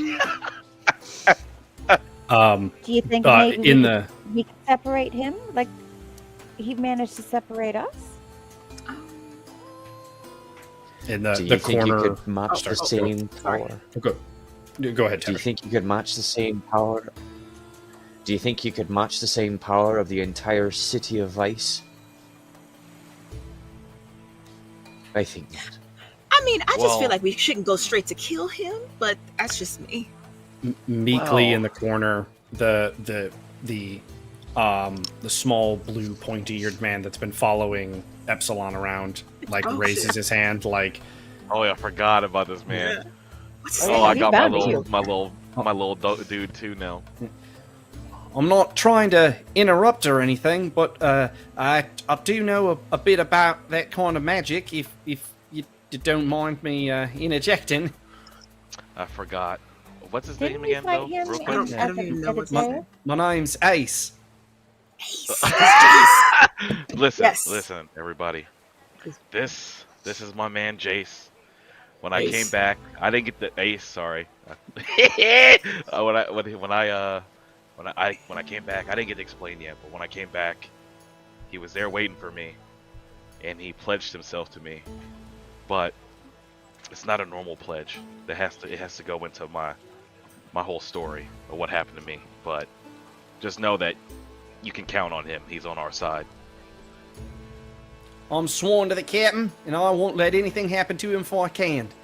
But to Or speak them. on the, or them, of course. To speak on what Tavish was saying, it depends on a matter of how much it's taken hold. There's a chance if Captain and I could get close enough, we might be able to reverse Upsilon's magics. But I don't want to promise anything. Yeah, that's what I was thinking too, Ace. That after we got separated, my mother, she came, and not my mother, but my brother came and got me and brought me Which to one? my mother. Yeah, apparently you got Ro, quite a if few you of them, don't remember, Ro, if you remember, we met him in. Well, actually, you didn't meet him. Now that I think about it, you weren't there. you? Nah. Are you sure? I think she I don't was remember there. anymore. I I can't was- remember all No, the games. all four of you walked by the shrine of Mervena. Not all Was of I you there, or was directly it interacted Orlena? with- No, it would have been Orlena. It was Orlena. there, It wasn't me. yeah. I was. I don't know. Lyra- They've been Yeah, there. Lyra would have been the only one that doesn't know. Yes. Yeah. If you remember Ro, back when we were helping Orlena find her parents, he helped me. He caught me and got me out of there. Plus Mervis's trick, and he brought me to my mother, and she explained, I guess, where I come from. Situation with my brothers. I gesture at Ace. Well, I'm really more a cousin, I guess, if we're splitting hairs. We come from her, and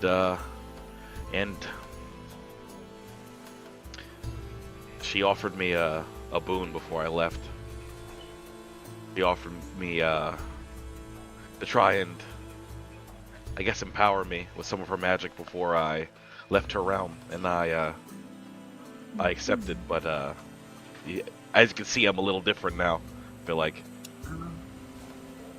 Then I show like the black fire, like a little.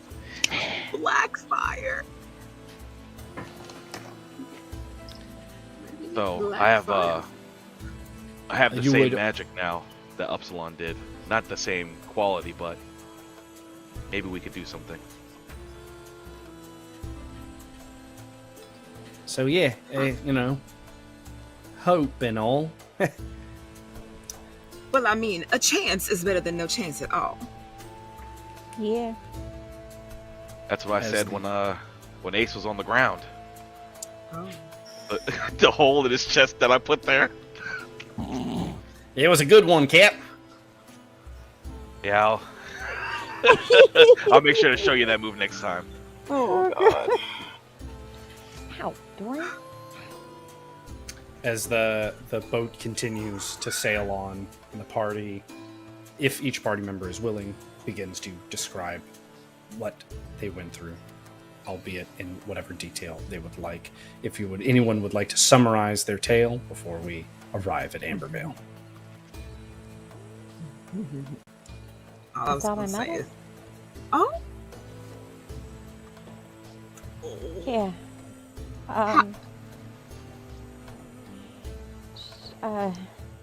mm-hmm. She's gone, like for real. But she gave me some of her magic as well, and her blessing. And I am now the queen and protector of the forests and all that. Oh, the whole forest. So while that is sad, I feel like at the same time, it's a good thing. Yeah, I like to think so. Mm-hmm. You can't leave, because otherwise, it's been unprotected this whole time. Yeah. So You're that's a right. good thing. It's a good thing. See, I wish I don't recall seeing anyone that I know. Just that the little old lady that apparently knew Epsilon, because she said, like, is that your auntie too? Oh, you Because talking apparently about she is Kala? mine now. Mm-hmm. That's what everyone calls her. She said that she could see into people's futures, essentially, but she couldn't see mine for whatever reason.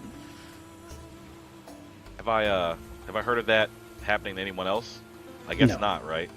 Yeah. Yeah, this is a first that at the very minimum, Auntie Kala couldn't at least pick a level of divination from a future. It's real weird. I don't think I've ever heard of that before. See, nothing. She was fairly stumped herself. threw the I knuckle met bones her. and everything. Everything. She's the one that helped me get out. She literally and figuratively threw me a rope and I climbed out. But It sounds like something she'd do. she also found out that I may or may not be in a little bit of trouble. Without being able to foresee anything, I might be in a little bit of trouble.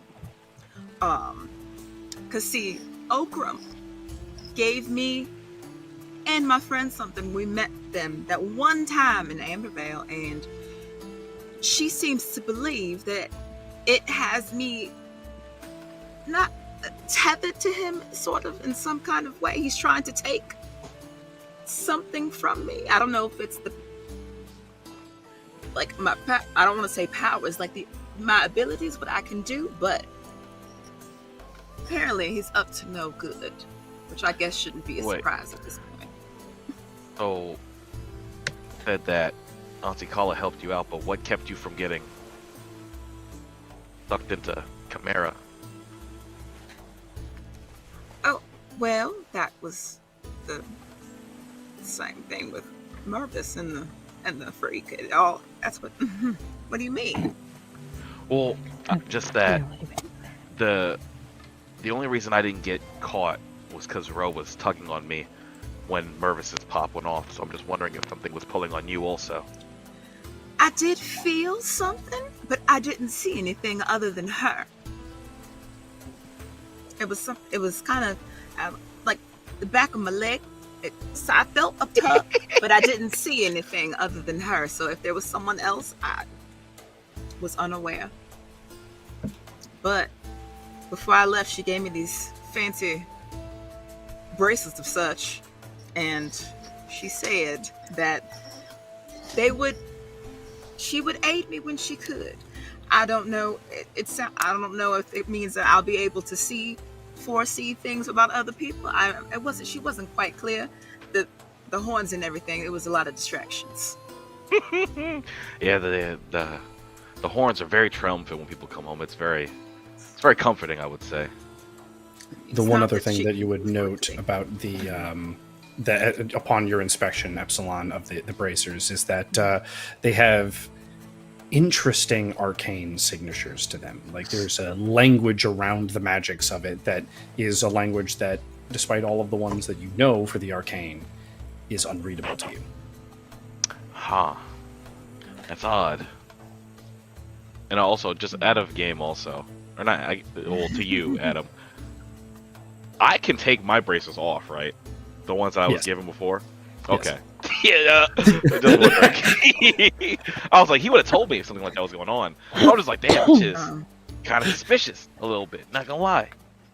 I mean, how long have you known her? I mean, as long as I've lived in Greengrove's Watch, she's been there. You know, she's very old.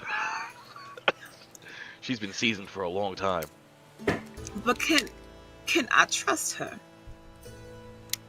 I guess I don't know if I can do an insight from here, but like, what is my reading of Auntie Kala? She always been helpful in the past for me. She's always been an odd, entity within Greengrove's Watch. But one of the things that you do know is that those of caliber that didn't belong weren't invited to stay within the walls of Greengrove's Watch. Yeah, she's definitely an odd sort. I would say sometimes people a little weird around her, maybe avoided her a little bit, but if you're in Greengrove's Watch, it's because you're a hero. So she's well respected. If she tells you something, you listen. It might be weird, it might sound nonsensical, but you'll find out that it was right. The bells of the dock begin to chime as the boat pulls into port. The party grabs their things, and as they disembark from the vessel, each one of them feels compelled to take a small journey. None of them heading in the same direction. Each of them imperceivably, as if fate itself tugs at them, are led in different directions. Tavish heads his way towards the Shattered Pantheon. Sequoia heads to a stable, and from the stable heads to the forest. Lyra heads into the city streets as if aimless at first, but then drawn to purpose. But the purpose is not materializing just yet. And Epsilon finds himself at the stoop below the statue of the champion of humanity. One thing that is not lost on any of the party members, though, is the tradition of Ambervale being observed, which is a black flag being raised for each hero who gives their life in the pursuit of a better world. These flags are only ever raised for one hero, one flag per hero, and they will stay upon their roost for but a week. So Ambervale does not cling to the dead, but they rejoice them. They remember them. But the streets are full of black flags. Dozens. Dozens. Dozens. The streets are somber. There is still some joy from children, from those too young to fully observe the weight of the scenario around them. But there is a heaviness upon the streets of Ambervale as each of you make your way through.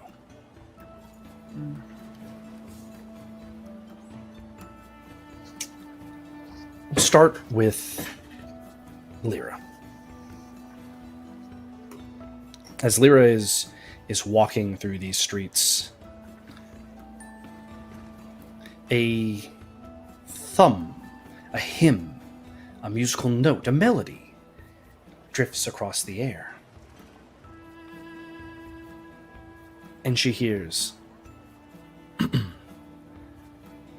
"Ah, you must be Lyra, no?" And you see Takal Jesus Christ. step forth, holding a rose. It twists and bends between his fingers. Oh, good. Yet, upon your shoulders is a weight, something heavy. My dear, you are far too pretty to be concerned with such woes. I have a feeling that you need to express something that you need to speak into the open air. And let others help you with your burdens, as you are not alone. A party, friends, and people kind of gather naturally as a bard is speaking, his natural charisma emanating, to the audience around. But then another voice speaks.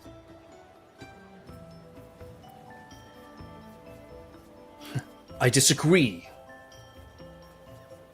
Why would you speak upon the world and usher onto your words a spotlight shared by all when you alone could bear it? Please, I have not introduced myself. I am Thespis. Oh, God. Okay. I am the light of culture. You must be your own spotlight. You must be the thing that everyone pays attention to, because, yes, there may be supporting characters in your life, but you, Lyra, was it? You are your own star, and you must, in fact, have your own spotlight. Tukal thinks that this is selfish. Why would one claim everything when you could share the load? Both of them continue to weave these words around you, espousing feelings of being the center, being the star from Thespis. Whereas Tikal speaks of sharing the spotlight, embracing friendship and those around you. You know, allowing others to have strengths where you might have weakness, allowing others to have weakness where you might have strength. Thespis speaks on why let others bear that burden when you alone can be the light against the dark. And so, in this street surrounded by more and more people as they're gathered to this bardic chant as the two of them, through poetry, through dance of sorts, through musical note, through song, through lyrical jest, continue. But then they both stop. And Thespis holds out his hand, and as if emanating from his hand a small light, he speaks to you and says, "You should claim your spotlight." Whereas Tikal holds a rose, and then, in a flash, a dozen roses. "No, you should share the glory." And Lyra is presented a choice of feeling, a choice of character. What you gonna do? What you gonna do when the bards come for you?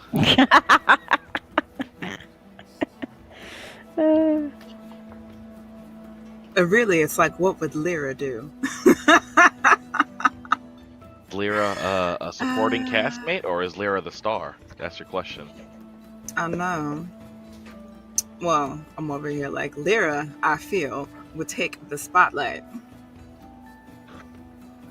Taking Well, the spotlight? I say. That's what she would do? Yeah. That's what she would do. As your hand touches Thespis's, a light emanates from your own hand, and you feel it, though cold, kind of absorb into your body. And there's this little sense of, like, without trying, without meaning to, you stand a little straighter. Your chin raises just a touch. And the eyes that were kind of dancing between the three bards start to settle more and more on you. The lone light in the dark. Stepping over to Tavish. Well, I feel like you As just got approached Tavish- by the god of bards. Right? As Tavish walks to the solemn place of the Shattered Pantheon, a place where gods of old have lost their name due to time, due to tragedy, due to death. He's drawn to this crumbled statue, this shattered remains whose shards still float in place, preserved by some eldritch magic of an old age. As he stares upon this broken, shattered form, this crumbling remains, he hears giggling. He feels the warm breeze of home as he would stand upon the balcony of his kingdom, hand clasped around that of his wife's, over an era untouched by war, whose peace was known throughout the land. Children were heard throughout the streets. He himself rejoiced in the fact that his walls were impenetrable, his food was plenty, his people were happy. And then the moment came, though, where his side of the deal needed to be fulfilled. So the labors of men, worked in secret, were put to terrible use. And he remembers in that moment his hand pressing down on this blood-red gem, vibrating in his hands as this light shot into the sky and shattered something beyond sight. And a name creeps into his head, and he realizes in this moment he too has a choice.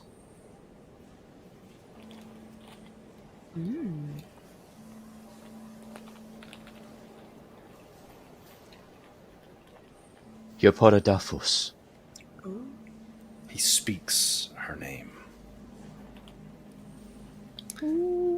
Upon the very utterance of it, the shards come slamming back together, and the statue reforms itself as a name restored. Shimmering in gold across the marble statuette reads Yapata the Mother of Nature.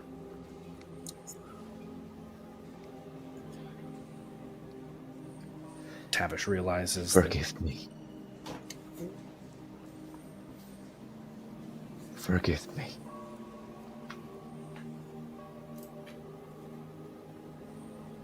Though no words are spoken, despite his plate being as dark and as black and as heavy as it is,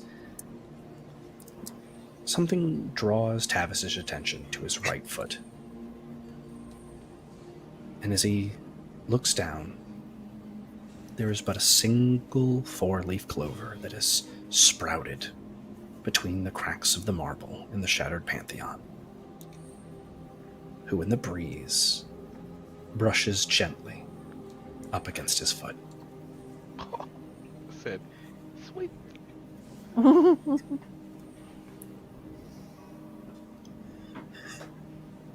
cute. So little. Cute.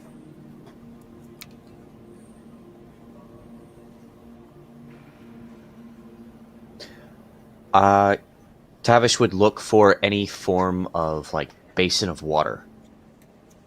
Yes, there would be small, like, I think a bird bath, but it's more ritualistic, almost like waters of a holy water of sorts. Tavish would go over and cup his hands and take a little bit of that water in it and slowly drip it upon the four-leaf clover. As Tavish is paying this honor and this respect, one of the monks that presides over these ruins comes forth and goes like, "It is the little things that can," and his words trail off as he sees the restored statue in the shattered pantheon. And I never. Is this of your work? That a statue was restored?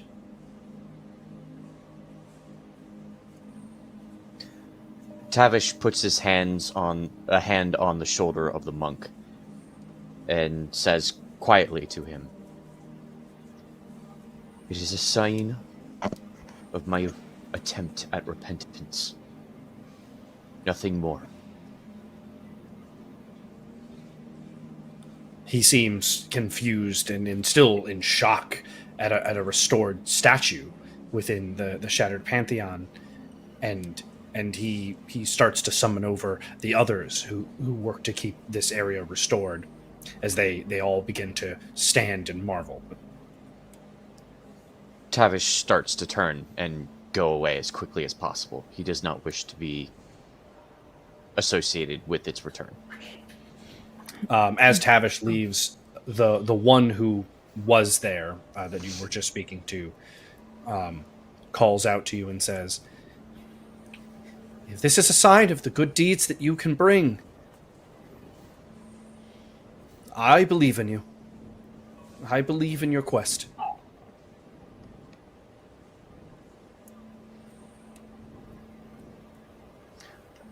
Tavish will look back at him and say,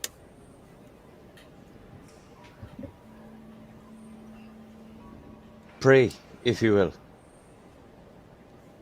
But I don't believe it will do anything." as he turns and marches on. I will. I will. Over to Epsilon. Ah! As Epsilon stands at the base of the statue, the champion of humanity, a voice calls from behind him. I knew our father would send you here. I figured I could meet you. And you stare at Ro as he steps forward to you. I for sure thought that was Darian. Me too. Oh, He I was turned around there. surprised. He knew that you sent you off.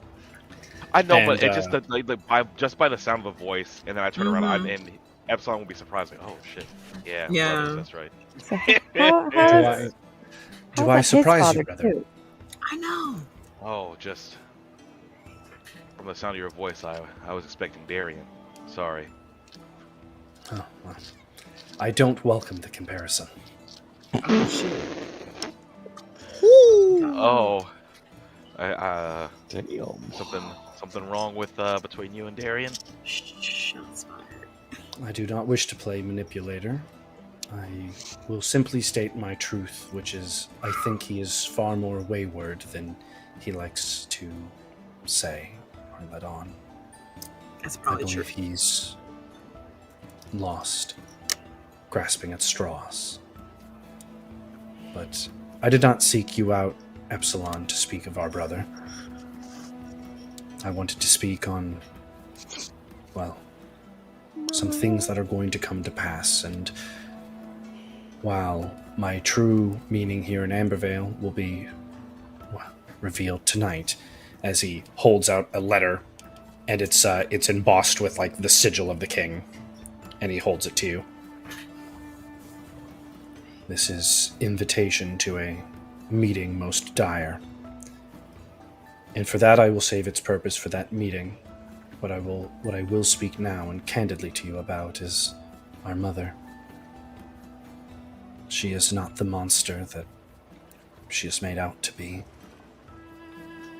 Her form is not that of choice. And I do believe that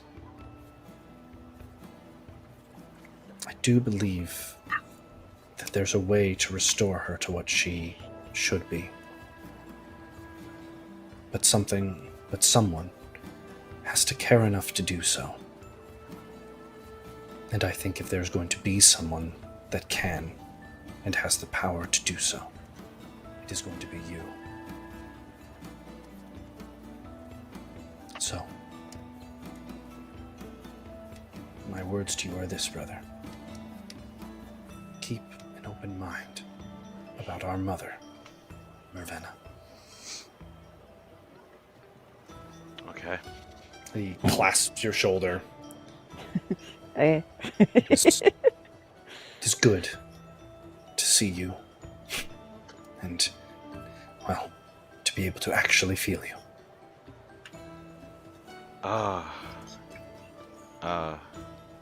You're right, this is true. It is nice to see each other. But, let me ask you. Hmm? Do you think me a fool for taking Mother's blessing?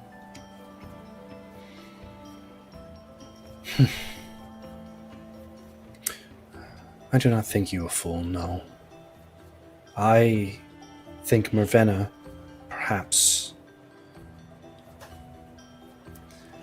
overreaches as she is playing with magics that are not her own. I know what that's like.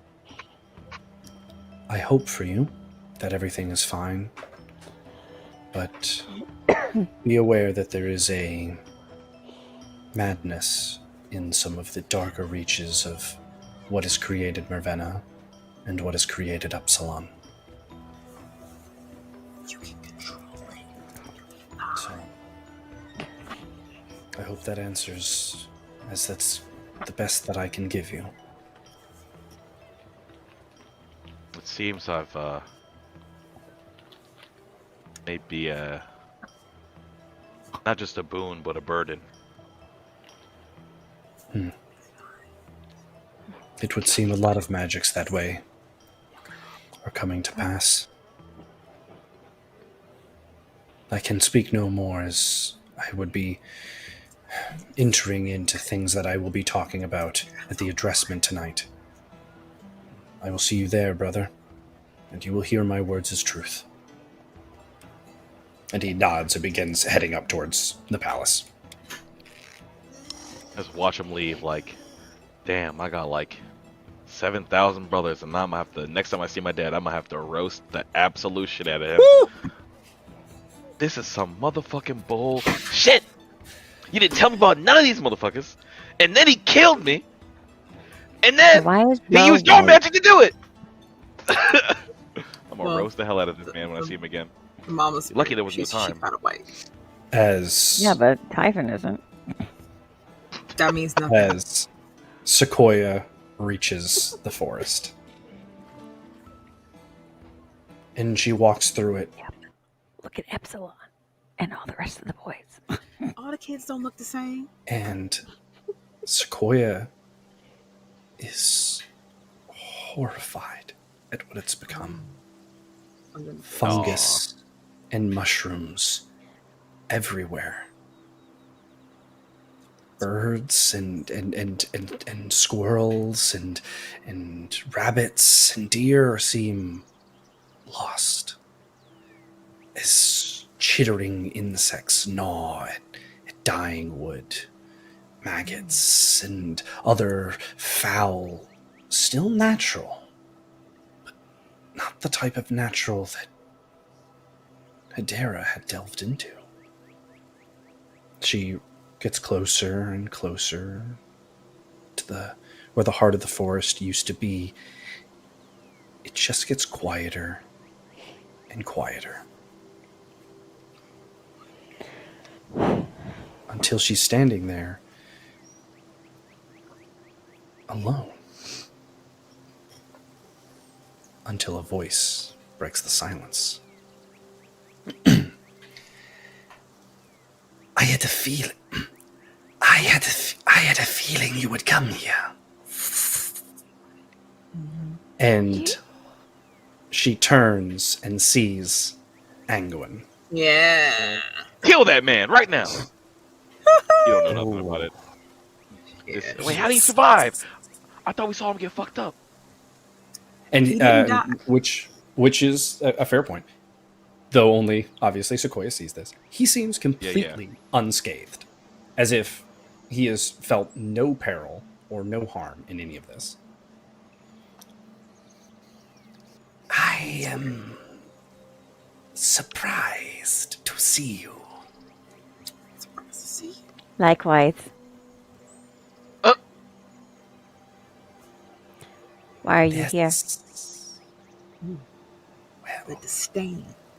There's a magic growing here that is unnatural.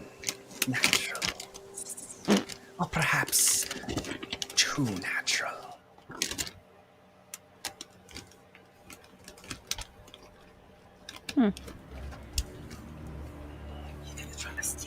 Something too natural? Is that a problem? Or are you going to take that like you took... He gestures around. Is this growth that you would consider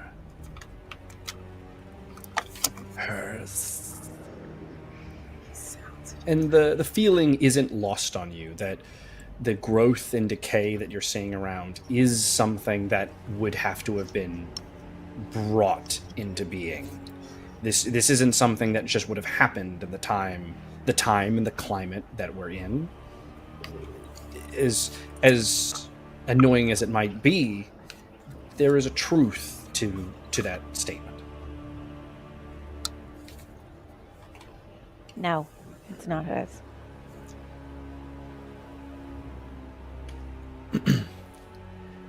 Well, then...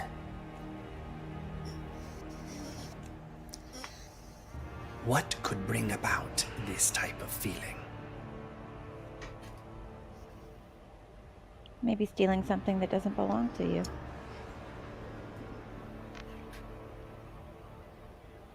Leaving it unprotected? Attacking it for no reason?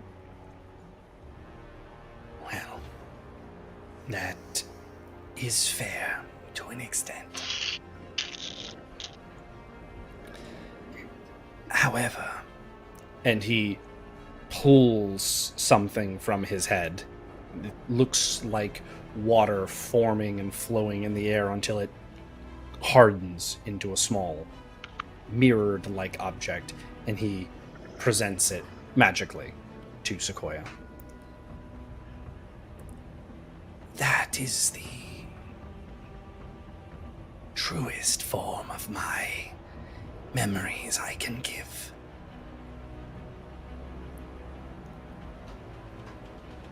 Why are you giving it to me? Because of what I am going to say next.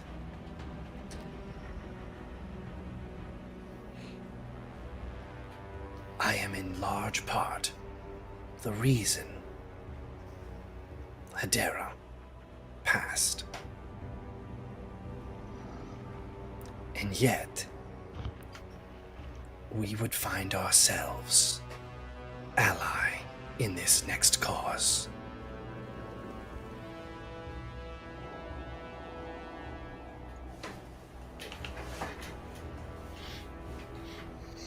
I'm listening.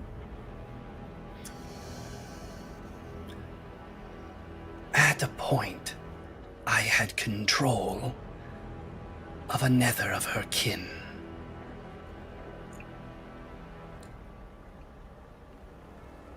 This Yeah, the Gabriel. is not the case anymore. And he gestures to the rampant fungal and insect swarms that waylay this forest.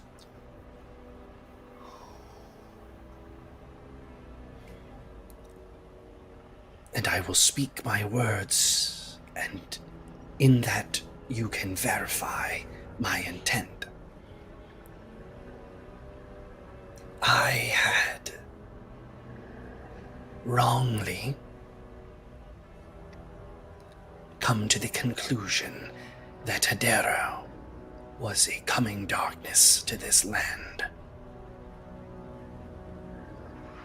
The night of strife in Ambervale swayed my thoughts in an improper direction.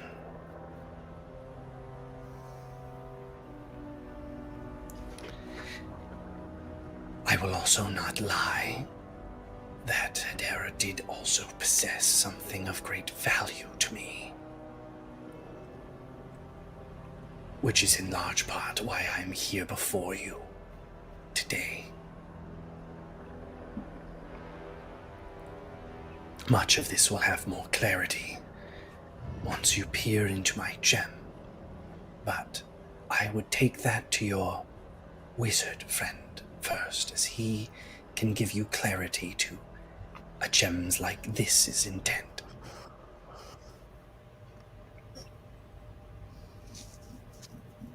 Wizard friend. There is... I'm sorry? What wizard friend?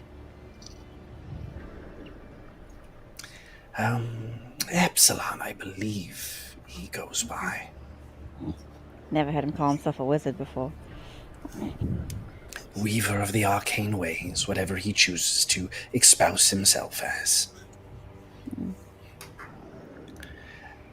So supreme. But what I'm here to ask of you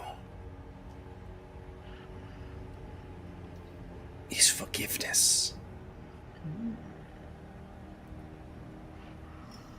Nay, I am here to beg for forgiveness. And Anguin, for the first time that you've ever seen him, kneels. Oh. Not a kneel of, 1 foot still raised, but both knees upon the dirt, sinking into the mud, the pristineness of his robe washing away as it floods over him. And then his hands touch the mud as well, as his head bows just a touch.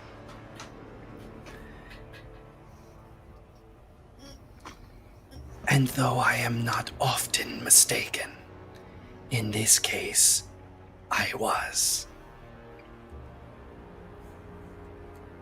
So, Sequoia, I humbly request your forgiveness. And Sequoia is presented with a choice.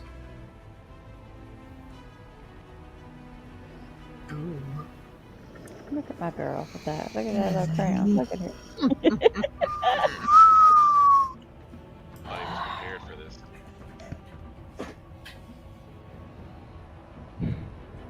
It's And if I don't give you my forgiveness, what then? Well, I guess that's entirely up to you.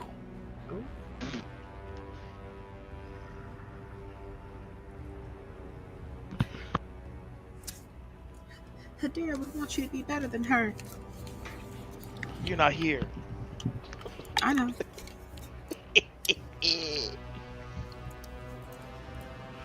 Hey. Go. You're insane. Go talk to your daddy. I'm about to light that man up next time I see him. He lucky we had to leave. I was want to gonna hear do it you then. apologize Ooh. That's to the fair. forest. That's fair. This For land, causing its destruction. For doing this. For taking its protector from it. Yeah. I humbly request forgiveness and offer apology to this land, to those that call this land home, and to its new keeper. To all of those I request my forgiveness.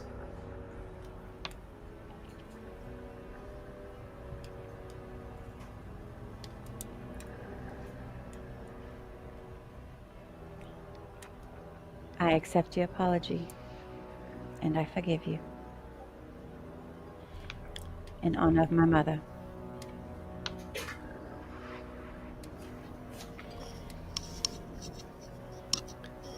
Beyond humble, I accept your apology and greatly treasure it.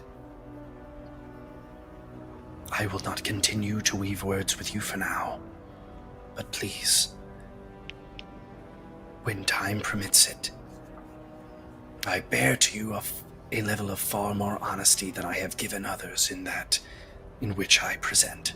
And he gestures to the crystal that you hold.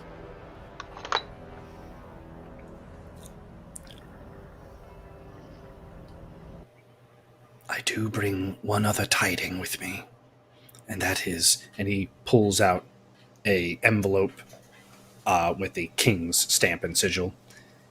There is a gathering, and you and your kin, your party, are requested to join. And he lets that float over to you as well. Is it some kind of trap? Ooh. Trick? As honestly as I can say, no. We need heroes like you, as we are losing this fight.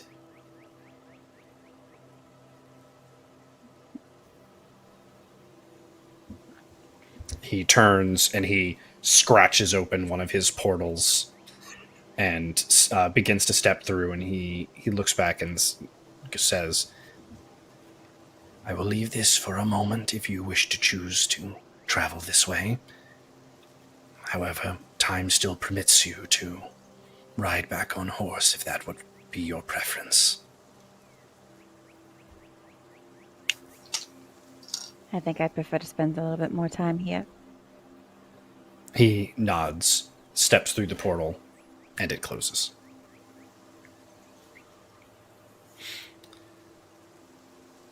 Both in the city, Lyra and Tavish are approached by different emissaries of the king as they bring forth these letters informing them that they are being summoned for a meeting, one of dire need. And each hero gets to spend a few hours to themselves in this city with some joy left in it, some hope left in it, a tragedy looming, before finally all are gathered at the meeting in Ambervale. As each of the party arrives, they are walked to a table. And in days past, when you would enter the King's Court, you would be more escorted, or you would have to wait for the king to arrive. But there's a level of regalness to your invitation. You're not met as subordinates or heroes of lesser caliber. You're welcomed in as an honest part of this conversation.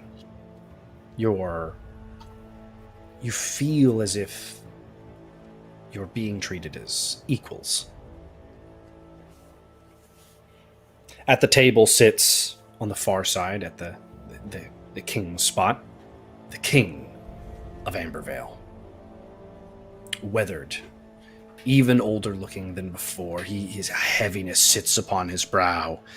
And something that you haven't seen in him, and usually there's a fiery determination in his stare. It looks tired. He looks exhausted. To his left sits Neophytos. Neophytos' armor is worn, battered. The blue that emanates from his visor seems dim. To the right of the king sits Aegis. Aegis looks like he is fresh from a battlefield. He wears cuts and bruises upon his flesh. His whole shoulder armor is torn asunder. Blood still seeps from the wound. Roscoe also is at the table. Bravo, Roscoe. Though he seems more unscathed than the rest. As you wait, Angwin and Ro, Tim, and Captain Quetz all join the table. Captain Quetz. He has a name. Wait, is my boy Ace coming with us too? He follows Yes. you everywhere. Hey, boy. That's my boy. Don't call him that. I've gathered everyone here because this city is sitting on the edge of a knife. And more than ever, I believe that you four are the answer that we seek. I have brought these advisors here as each one of you needs to hear what they have to say. Because no longer will we tell or instruct this party, these heroes, to go where they do not wish to. You will be, in fact, choosing your own path. As I fully believe in your ability to do so. So please, hear the words of these advisors. The first to speak up is Tim, as he's too delighted to see the party. He sits up in his chair and he looks and well, if I'm being quite honest, I need you all to come back with me to Vice. You see, it's your names on the contract for the dock. Without you, I can't finalize any of the paperwork. This deal, I've been keeping it going for as long as I can, but if this deal is not put to paper soon, everything that we worked for in that city will fade away. It will crumble and we will lose the agreement. So I need us with all haste to head back to Vice.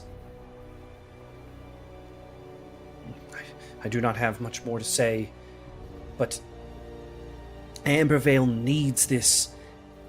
We need some positive news. We need trade goods. We need supplies.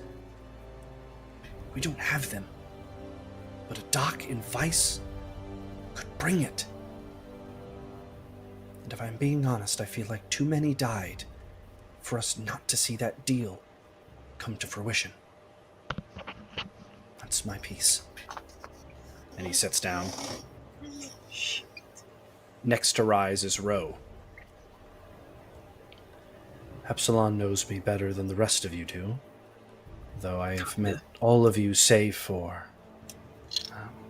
I apologize. Lyra, I believe.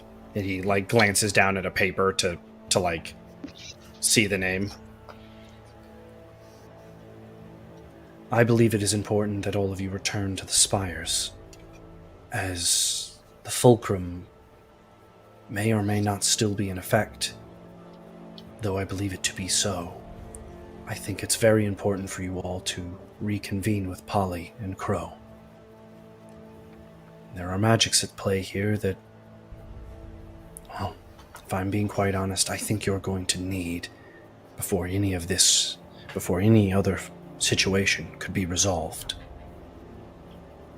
I have no other words to say than I think you are the champions of this fulcrum. And I think all of these choices are going to rest heaviest on your shoulders. He nods and he sits down. Captain Quetz stands up.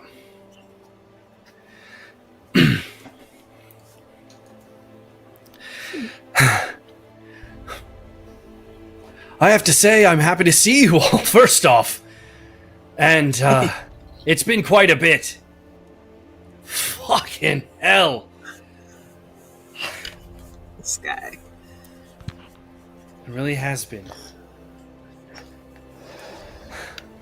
I've lost a lot of heroes. Sending them to the Mud Fort.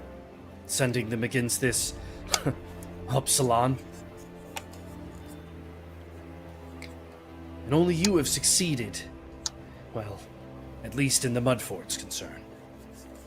Our relations with them are fading, and quickly. Every day, more trades fail, and more bodies are piling up. Their leadership seems weaker than it was before, and I believe that you are some of the only ones that they would possibly consider treating with. I think with all haste we need to send you back into the Muddy Realm, back into their walls, to regain some security and good relation with them.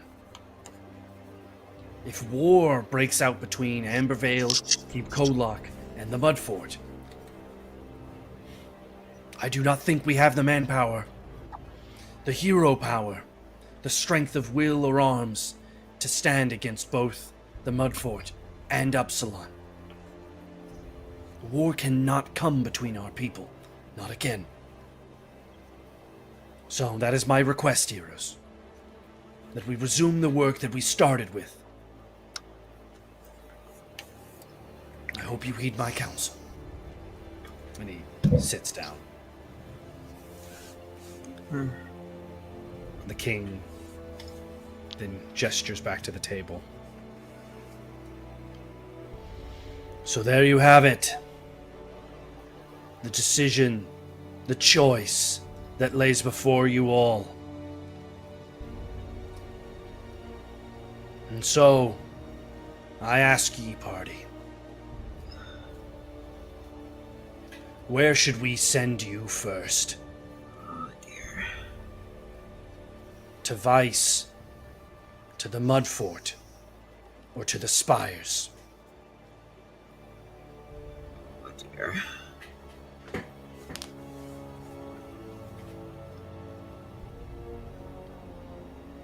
I don't want to sound stupid, but I don't know what a fulcrum is. They keep using this word, and I don't know what they're talking about.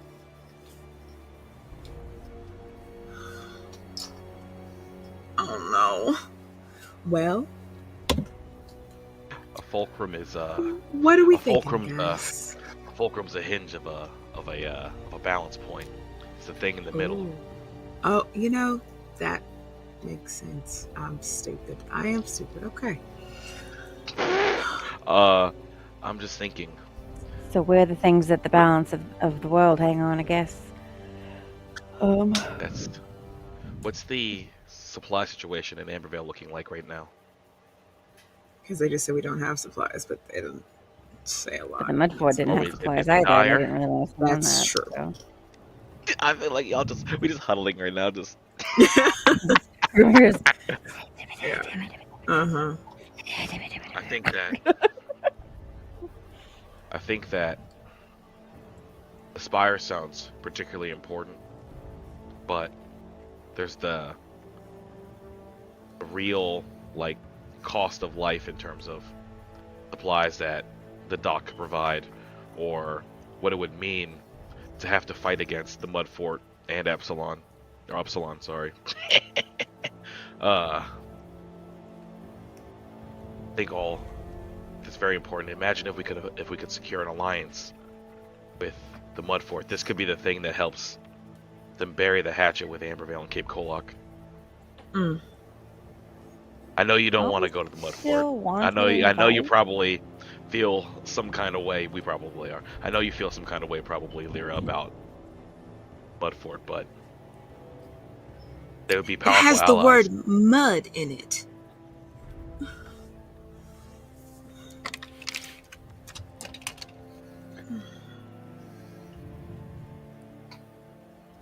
Does she have any input?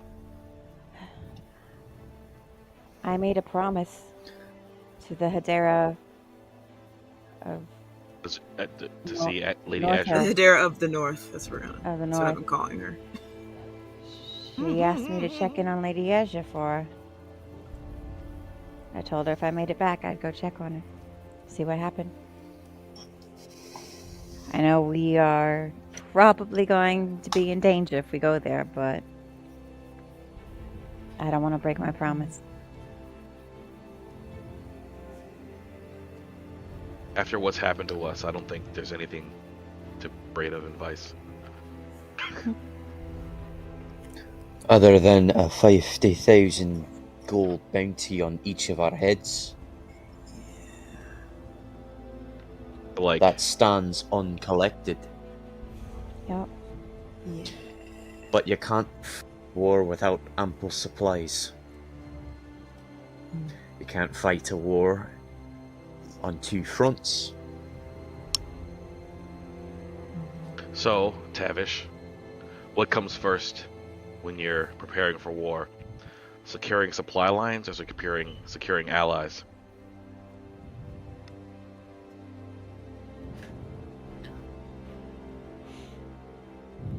Or is it praying to the gods for their favor? Well, can I do Or a is it thing? praying to the gods for their favor? Sure. What's up? I'm just thinking this situation, thinking about hero history. This is not unprecedented, right? What? I guess I don't know. I'm just thinking is there a history to refer to? Could I think about what has been done in the past and these kind of things? What did people do? What at the beginning of I These guess types the of War of Darkness? situations. You know what I'm saying? What did they do? What was the first things they tried to do? In the War of Darkness, I guess. That's what I'm trying to think back to. Mm-hmm. Recall Let's- some knowledge. Get a knowledge history check for that.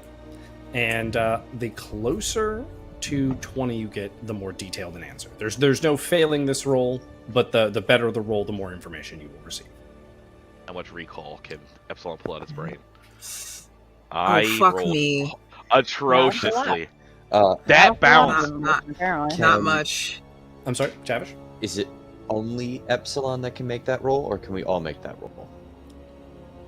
I will say you all can make that roll. So let's see the collective stories that any of you remember, know, or have heard. So that was a 3 from Epsilon, right? Ooh. Yeah, damn, Oh, look look at at me 19. go! Ooh. Ooh. Look at me. Knowledgeable. Oh, Every even 3. I Yeah, got I'm some here, I really smarts, fucked up. you know. what you learn? What I'm you sitting learn here out like- there in the forest? Trying to think. The birds tell me things, okay? So each one of you have heard different tales and stories of things like this. You know, just heroes of destiny, of fate, of things like that. Though most of the time they're embellishments, they're add-ons to something. The reality of it is, very rarely is someone ever truly fated, truly destined to do something. Yet each one of you can remember a different version of a story.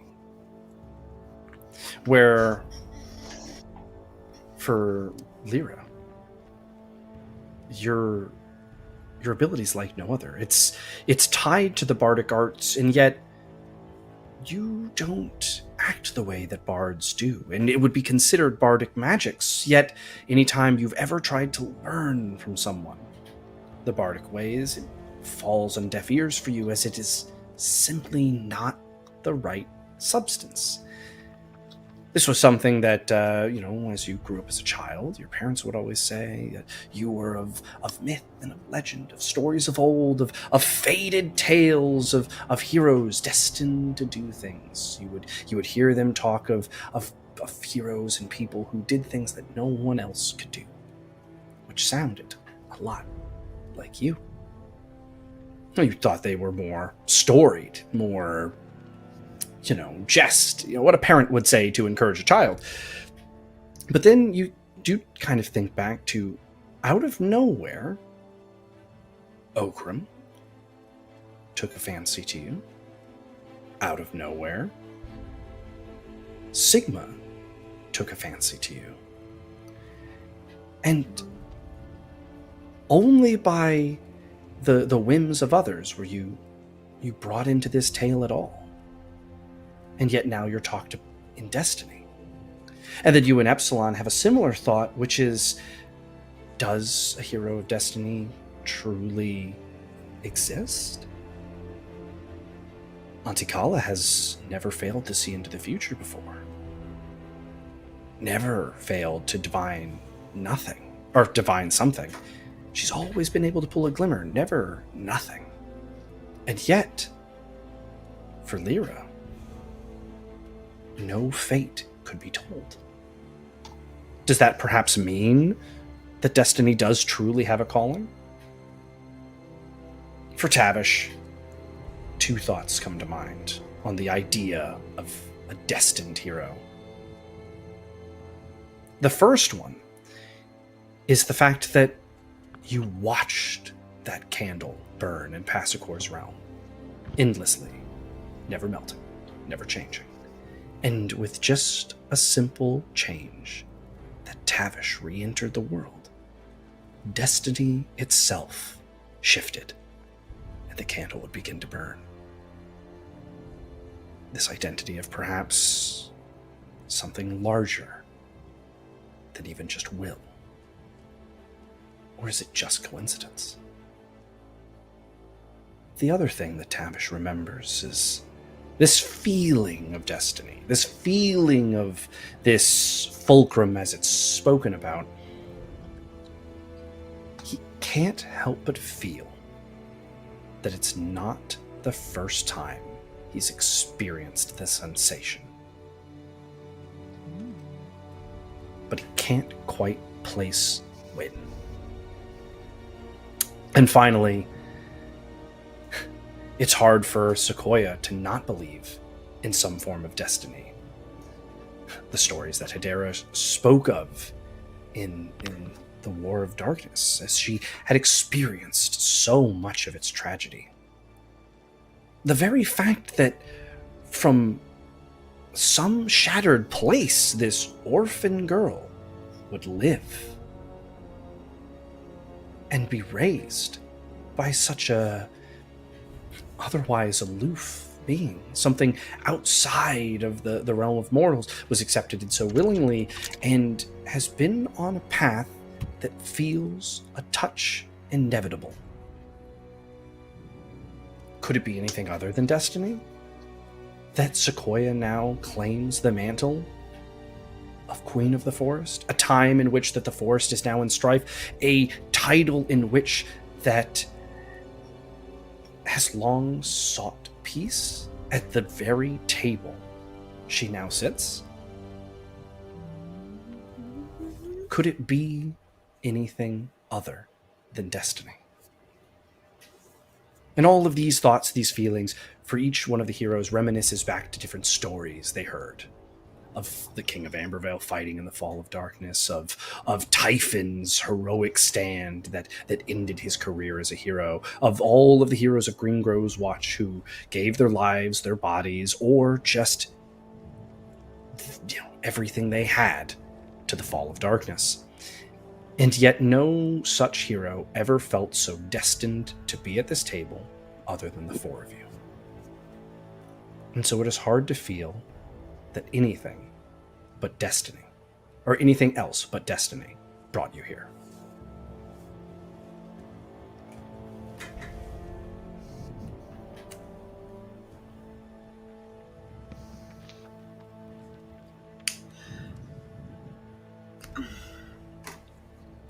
Even though I know you think it's important to focus on allies, even if they are in the mud, this fulcrum situation sounds as though it's important, and if we just kind of let it go, I suppose, if it tips in the wrong direction, it might be worse for us, worse for everyone.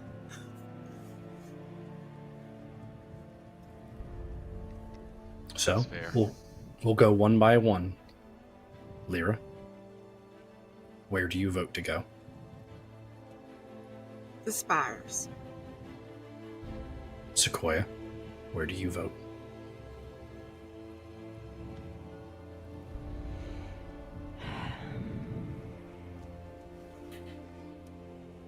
This is only just the first encounter, so we can start with the spires. We'll make our way to Vice after. Tavish, where do you vote?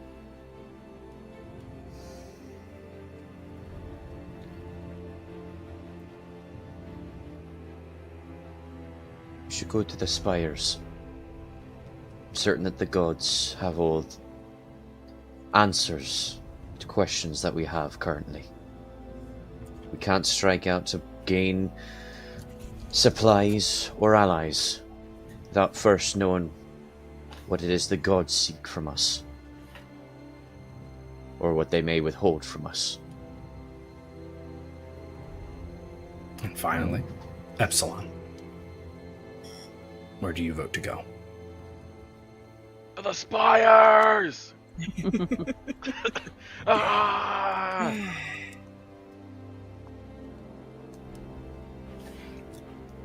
The king slaps his hand hard on the table and goes, "Then it shall be done.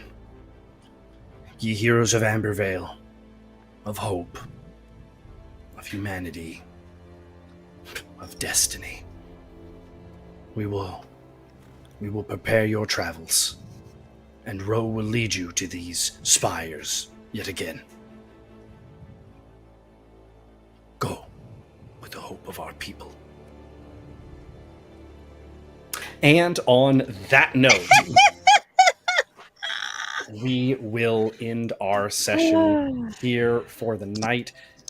The party having chosen the very next episode in which that we will go to, all their decision. If you want to know what the Spires has in store, we will be back on the 16th for the story to continue as they journey forth. And it's been a blast. I'm very excited to see where it all goes. One of the other things that we are planning is a kind of a season recap, something that kind of helps put all of the perspective of timing, characters, some of the plotline stuff. We're going to be putting that all together. We're going to be getting that out as soon as possible. And there's just some things going on behind the scenes to bring that to you all. So, of course, a very large thank you to anyone who watched live or you are watching after we have finished airing. You're all wonderful, and we appreciate you. And until the next time our stories are told, bye-bye! Yay! I had to stop myself from just doing another random ass yell. I held it in that time. Oh my god. Ah!